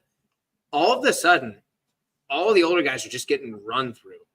And it's kind of, it's cost me already this year. So I maybe I'm overcorrecting for this, or maybe it's actually a thing where, like, these guys are just, the younger guys coming up are skilled enough. They've got all the physical advantages, and these older guys, even though they've got the fight IQ, even like a pretty good skill set, they're just not able to keep up with these young up and coming guys.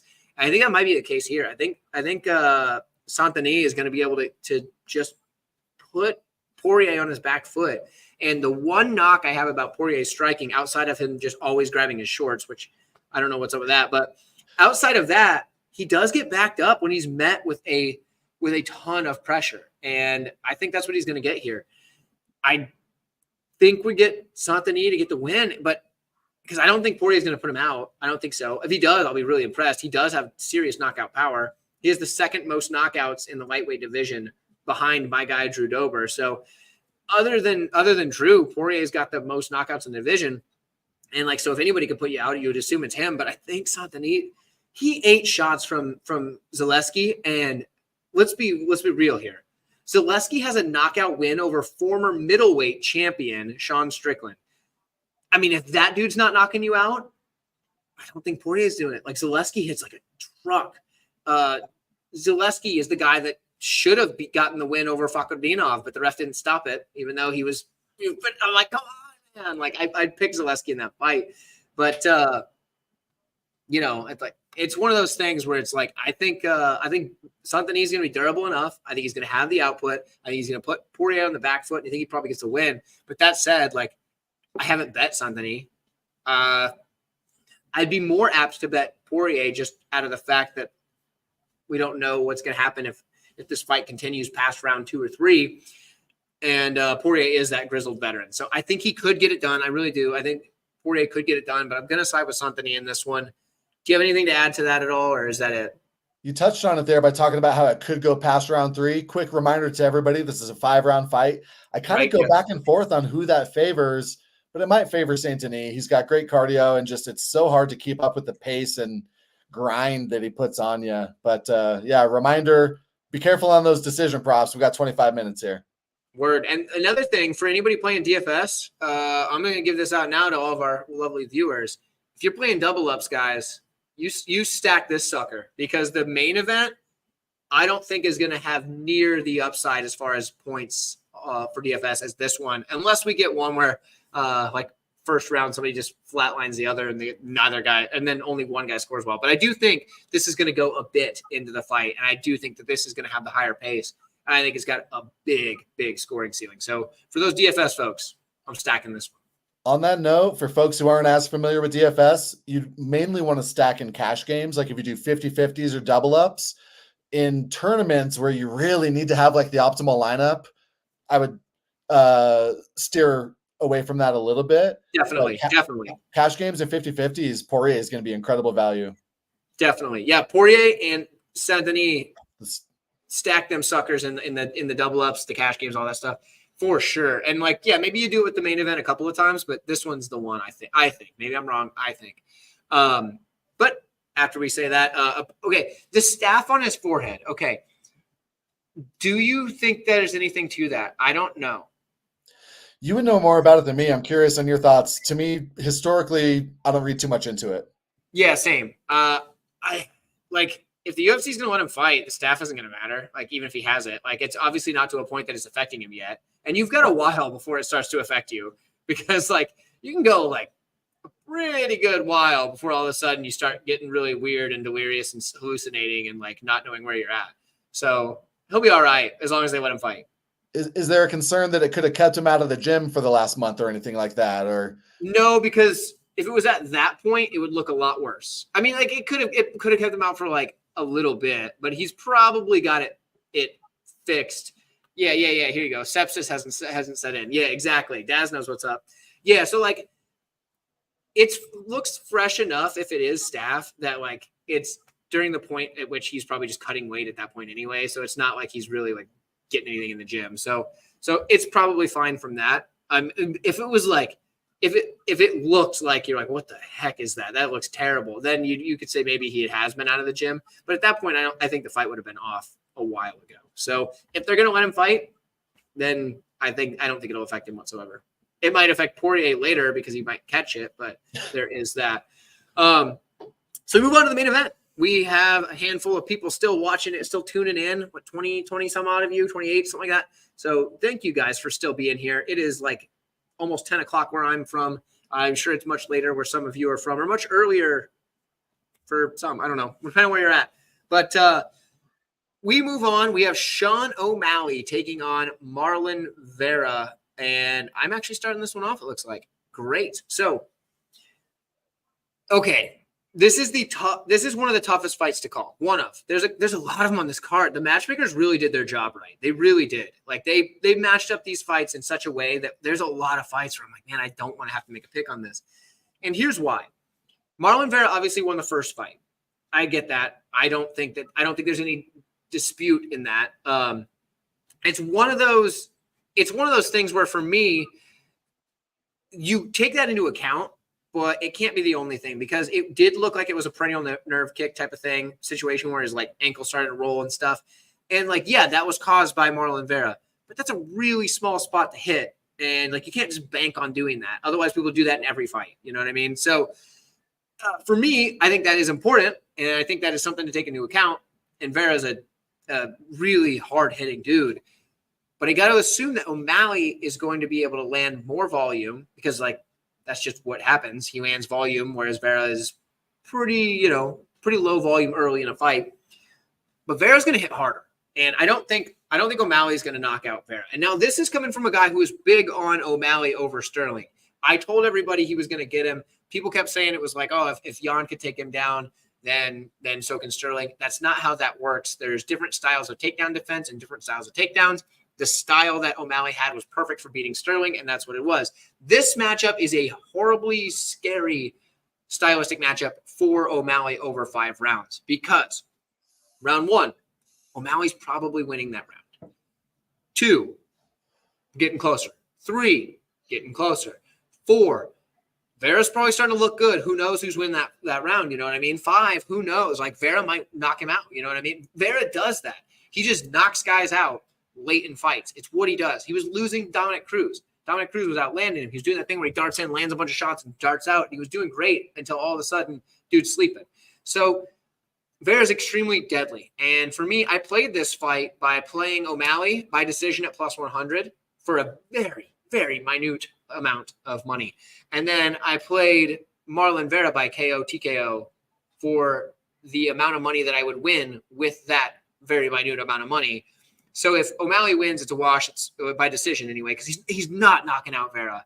Could he sub him? I guess, but I don't see it. I assume O'Malley's win is a decision. I can't imagine anybody knocking out Vera without a 2x4. And even then, I would probably still bet on Vera to be able to eat a few of them. And the submission's probably not super likely.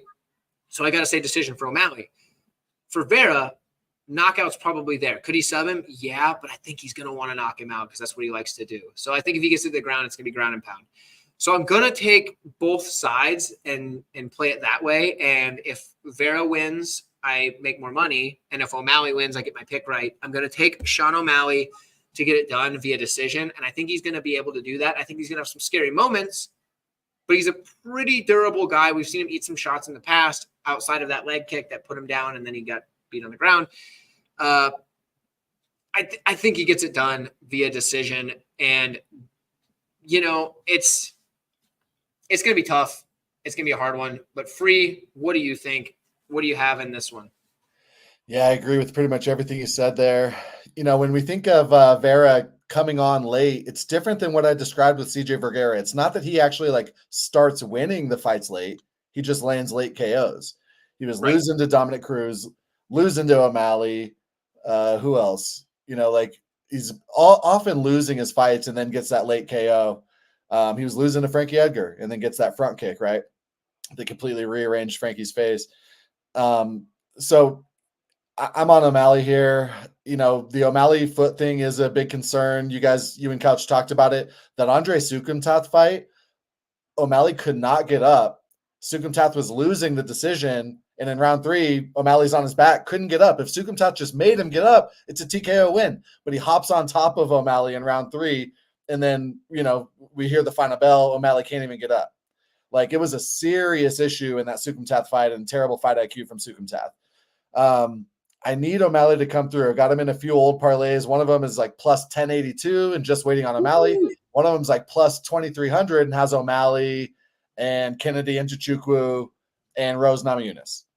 That's actually plus 3471. These are tier 3 parlays where I do a safe one up top and then slightly risky and then super risky. I've got 2 super risky ones that need him to come through here. Money's been pouring in on him. I was getting him at minus 198. I think he's the rightful side. I think he's going to make it look relatively easy here. I absolutely agree. Cheeto's never been finished, never even been seriously hurt. So I think Sean decision is the move. A bet I like here, because I don't want to put I would agree, Sean decision. It's plus 125 on FanDuel. It's plus 100 other places. If I didn't have so much need for Sean to already win, I'd bet that decision prop. A bet I like is the Vera finish only. So if it goes to a decision, the bet voids. You get your money back. If we see a finish, you need Vera to get that finish. It's plus 140. If this no is way. If you're talking Kumite rules, these guys have to fight until they finish. Who do you got? Give me, Vera plus 140 for sure. 100%. So I think that's a sneaky look, and but I need O'Malley to come through, and I think he gets a decision here. That is a very sneaky look. And in fact, I'll be looking into that as soon as we close this stream for sure, because that is a spot. As long as it's on a book that I have access to, I will check that out. But that's a good spot, honestly. That is a very, very good spot. Oh, wait, I missed it here. Oh, yeah, I could see that. Everybody's just going to be all pissed off. I mean, that's what we had with Strickland and Drickus, where everybody was like, oh, this, that, and the other, yada, yada, yada. It might be one of those. I do think if it goes to decision and it's a close fight, you assume the judges will side with the striking of O'Malley, but then again, I don't know if Vera drops him a couple of times, but you assume that he's not just going to drop him a couple of times and not get the finish as well, is what I'm thinking. I don't know, but for me, that's what I would assume. Oh, cool. It sounds like it's on DraftKings. JD pointed that out, that you can get that on DraftKings. I do have access to I don't hardly ever use DraftKings because I've got to drive across the river, which is to the next state over. It's a pain in the ass. I was recently in St. Louis and had to take an Uber over to Sauget, Illinois to get my bets in. I know how you feel. Yeah. So here's the thing. So in my city, Omaha, we're allowed to gamble in the casino. There's a casino and you can gamble there. You can play sports wagers at the freaking casino, but you can't online gamble. It makes no sense. It's just those casinos pumping money to the politicians. They must be. It's super weird. You could go play it on the sports book on the kiosk, but you can't do it on an app, even at the place. It's super weird. So you have to drive, thankfully to drive across the river for me is 25-minute drive. So it's not that long, but it's a pain in the butt to place one bet. So I don't always do it, but there we go. So DraftKings, if they ever can get to Nebraska, that would be fantastic. Hopefully they figure this out. I will vote for whoever I need to vote for to get that done. I just want to be able to gamble online. I don't care if we agree on anything else. I just want that done. But I know that's a horrible way to base my political decisions, but either way. So the main event, it's a fight that I think if it does go to decision, I think it's going to be one of those things where we do probably either O'Malley wins it clear and Vera doesn't show up. But the more likely outcome is that we're going to be arguing over damage and volume and this, that, and the other on Sunday and Monday. Do you think if it goes to split decision, the judges are going to favor the volume of O'Malley or the fact that Vera's going to look like he doesn't have a single mark on him because he just doesn't show damage, and the fact that O'Malley is a pasty white fella that's going to show bruising? What do you think the judges favor in this instance? Gosh, lately the judges love that blood. Like, what is it? Sadeh Siri. I needed him to win. I thought he did win, but he's a bloody mess the whole time. The judges give it to Tavares. That blood does really impact those judges for sure. I think if this goes to decision, like the O'Malley decision only prop is -500. It's like, all right, let's take out the chance of anybody getting finished. The bookies have that lined at -500. I think that's correct. I think the volume, length, and then he's also just diverse. Like if we like on the Vera side, let's talk about who O'Malley's beat. Nobody really good, because I don't think he beat Jan. I don't think his only real good win is Aljamain. Before that, he's beaten Holland and Pava, Chris Coutinho, Thomas Almeida, Eddie Wineland. Right? Like the no contest against Pedro Munoz, and that looked, decently competitive. Sean wasn't just absolutely putting it on him or anything. So he gets a split decision win over Pedro, which over Peter Yan, which a lot of people think Peter Yan won 30-27. The verdict scoring got a 30-27 for Yan. His only dominant win was when Aljamain Sterling chose to strike with him with his head straight up. So we got to go in with our eyes open here. But the diversity that he showed in the Jan fight was impressive to me. The nice knee that he landed in the clinch range. He's just so big for the division. He's got the perfect body for the division. Vera, having a lackluster, really boring, pretty close fight against Pedro Munoz. I don't think he's going to be putting huge damage on Sean. I think he's front kick KO or bust, frankly, or foot injury TKO or bust. Maybe I'm just overly optimistic and hoping my Sean parlays come through, but I kind of don't see how Vera wins here. Well, so Daz is saying Sean's going to fall off a cliff round 4 and get subbed because he has $5 on it to win. Okay, that's fair. I mean, if you got a bet on it, I don't think he gets subbed. I really don't. I think Vera's looking to knock him out, even if he drops him and whatever. I think he's gonna just go ground and pound all day. But Daz, you know what? That would actually be the worst thing for me if Vera wins by sub. So I'm not gonna root for that. But hopefully that $5 doesn't mean a whole lot to you. And we've got Rusty here. If it goes to the scorecards, the judges will favor him. Yeah, maybe, but Ecuador is a big market, and Cheeto brought a bunch of people to the media day just to interview him. He didn't bring them, but they came just for him. He's a huge draw. Vera is. I would say that Vera probably could draw more internationally than O'Malley does. Let's see. Vera has more subs than KOs. He does, but yeah, he's gotten away from that for a long time now. His last sub was I'm going to pull it up right now. His last sub was quite some time ago. If I remember correctly, it would be clear back in 2019 at UFC 239. Yeah, Guido Canetti, or I think Guido Canetti was, or no, over Noelin Hernandez. Yep. Yeah. Hernandez. Yeah, because before that it was Guido Canetti. You're right. But yeah, so he got. Yeah, so it's been since the 2010s. Yeah, he goes for ground and pound more recently. And even then, most of his submission wins are early, really early on. So yeah, I'm gonna say he probably wants the KO if he gets it to the mat, because I think he also wants to put out O'Malley. I think he would like that. So even last time when O'Malley was hurt and Cheeto was landing those vicious elbows from top, O'Malley wasn't hurt from the ground and pound at all. I really like overs here. I hope so. God, I hope so. Another thing on the Vera side, though, is like if we ask about who's hungrier, like we talked about earlier, Vera's got to be the hungrier one here. For The sure. same way that Conor McGregor is just like a forever champion. He's champion for life. Like Sean O'Malley's making money. He's got the great, successful podcast. He's a champion for life. Like Sean O'Malley fans, not to make fun of anybody, but like they don't care if he wins or loses his fight. No. Like he's going to be equally marketable. If you ask me who's hungrier here, this is like Cheeto's whole life has been leading up to this. And O'Malley like wants to get a loss back, and Cheeto needs this. He's just so hungry, so gritty, so durable. But I just think there's a big talent gap. There was somebody pointed out, Kunith. Kunith was the guy that did it. I don't know if you're familiar with his channel. No. I'm not like I don't know him or anything. I just happened to see a video he put out. It wasn't even like a breakdown video. It was just like a random video he put out saying that the challenger in the last, like, I don't remember how long he said, but like the challenger was winning at an overwhelming percentage of the time. I think it was throughout 2023, even like till now, that if you'd bet 1 unit on all the champions and then bet 1 unit on all the challengers, you'd be way up from the challengers by betting on the challengers to win the fights. And it checked out. Like I double checked his math at the time. This was a while ago. He put this out. This was definitely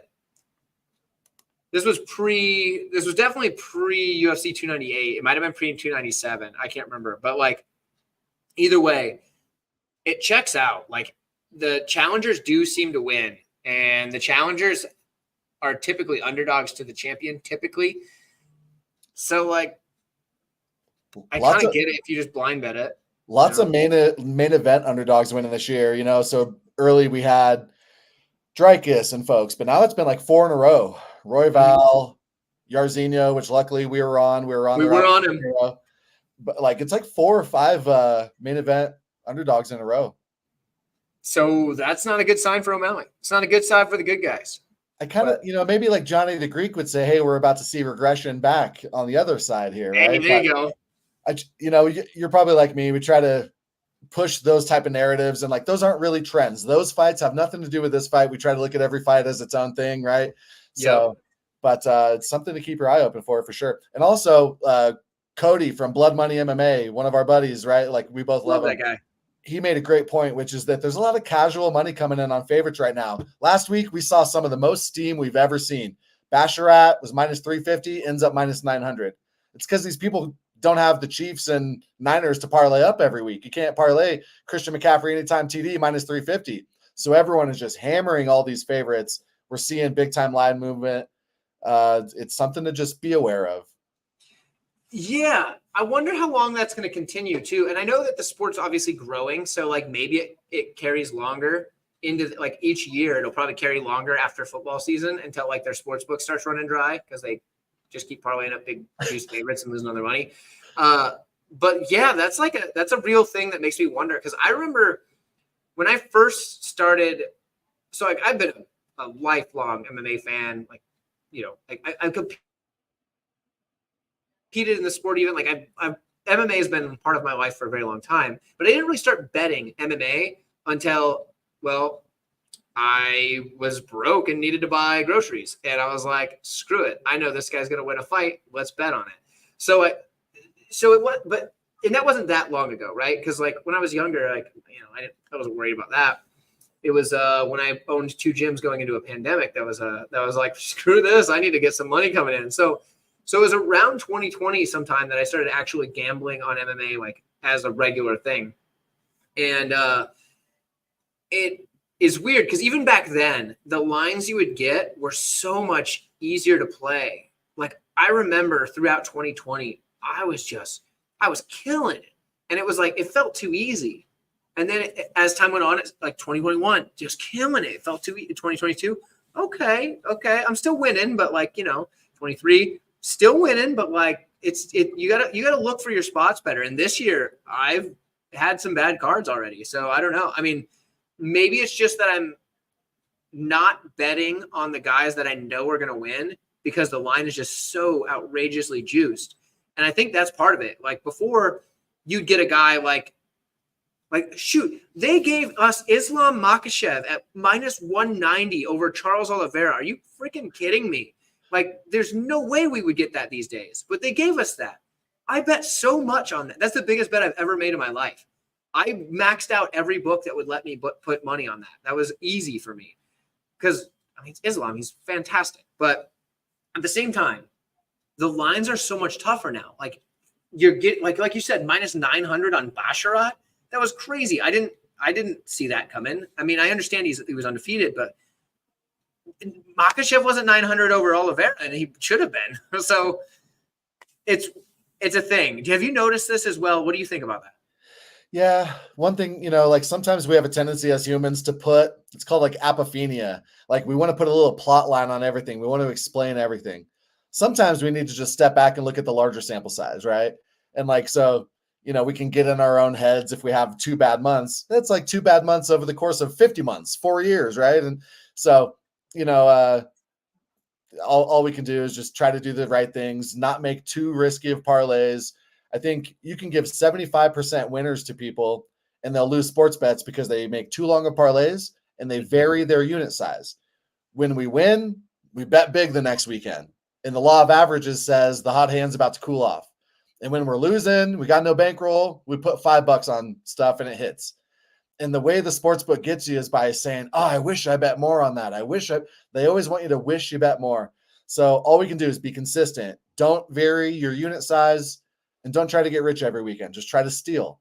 Just do that certain stuff. Even if you have to parlay up a couple chalky props. Like I'm huge on the fight to start round 2 and I'll do 3 of them and it's only plus 100, but it's freaking stealing, So, but I do tend to agree. It's gotten really sharp. That's why I like sometimes betting the other organizations, Contender Series, BKFC, just because there's less visibility on it. It's just like a softer market, you could say. But yeah, MMA is getting super sharp. That's why I got into MMA betting back in the day, because I was like, all right, if you bet NBA or NFL long enough, you're just going to end up down 5%. There's so many sharp people out there. I feel like we do have an edge still. Like there's not as many people as sharp as us. A lot of people picking off Tapology and they lose all the important nuance of like what actually caused these fights to happen. And yeah, maybe this guy's on a winning streak, but all of his fights were super close. That's how we get ahead. Yeah, and I'm glad you brought up the like other organizations. Invicta, for example, I don't know that I've ever missed a bet on Invicta. Maybe I have, but I don't think I have. Like I've missed picks, but I don't think I've ever missed a bet on Invicta. For some reason, the bookies are just wrong on those cards. I don't remember if it was the last Invicta card or the one before it, but I had 3 bets on the card. All 3 of them were underdogs. The worst odds I got on one of them was like plus 175, with the most being like plus 245, and all 3 of them hit. And I'm just like, what were the bookies seeing? The plus 240 or whatever was Hayani Dos Santos now, or Hayani Amanda, to win her title fight against Jillian DeCourcy. I like Jillian DeCourcy. Don't get me wrong. I'm a fan of hers. So I hope if she is watching this, which she may be, if she is, I hope she doesn't take offense to that. I did bet against her. That was a fight that was like, what are the judges or what are the bookies seeing here? Because like this is going to 100% be the Dos Santos win. And it was like one of those things where I'm like, the bookies don't have a clue on Invicta because they've never watched anything. They have no idea. I think you get that on a lot of those lower, like, I don't want to say lower level, but like lower popularity, events. And especially Invicta being all women's MMA, I could see a lot of those incel MMA fans being bookies as well and being like, oh, women's MMA, I'm not going to watch this. Yeah, less sharp money comes in on it. You don't have Drake jinxing all of our bets. Serious, man. That's also why the Contender Series, you can make a pretty good chunk. The problem is sports books also know that you can do this, and they won't let you bet your house on it. They'll be like, nah, man, like you can bet $100. So it is what it is, but we might as well wrap this up. We've been going for like 2 hours. I'm sure you're tired. I'm ready to go home. I've been at this gym since 8 this morning and it's 10 p.m. So tell everybody where they can find you. Tell them what you've got coming up. Anything you want to plug, the floor is yours. Appreciate you. Find us on Instagram for UFC bet picks. We try to do videos on here every now and then, sometimes even showing footage of the fights. But gosh, kudos to you, 138, because I know how much work all this is. Like, I can only do a video once every blue moon. You know, support this man. So much work goes into this. I love your show. Watch you every week. Grateful to be here. Thank you, man. I appreciate it. Give me my flowers. I appreciate it. So I did put a link to your YouTube channel in the description. I know you don't use the YouTube channel often, but it's there. But yeah, Instagram is obviously the place to find you. I'm gonna put a link to that in post. So when this is released as like a regular video, because that's where all your good stuff, like most of your good stuff is. But chat, thank you guys for tuning in. You guys have been fantastic. All the people that have been here, you know, the whole time. Like Daz has been here since like the first or second comment, right? I mean, something crazy like that. Daz was the second comment. Professor Chaos was first, but I don't know if he actually made it to the stream. Maybe he did. He didn't comment after that. But either way, like, you know, some of you guys have been here hanging out, doing the darn thing. I appreciate all of you guys. You're all fantastic. So thank you everybody that tuned in. Check out Couch Warrior 2. I know he left early, so that was lame on his part, but he had stuff he had to do. But yeah, guys, you have hey, there we go. Nico in the chat too. Another one. We hadn't seen him yet in the chat. So thanks for coming out, Nico. But all you guys have a great night, and we will see you all down the road.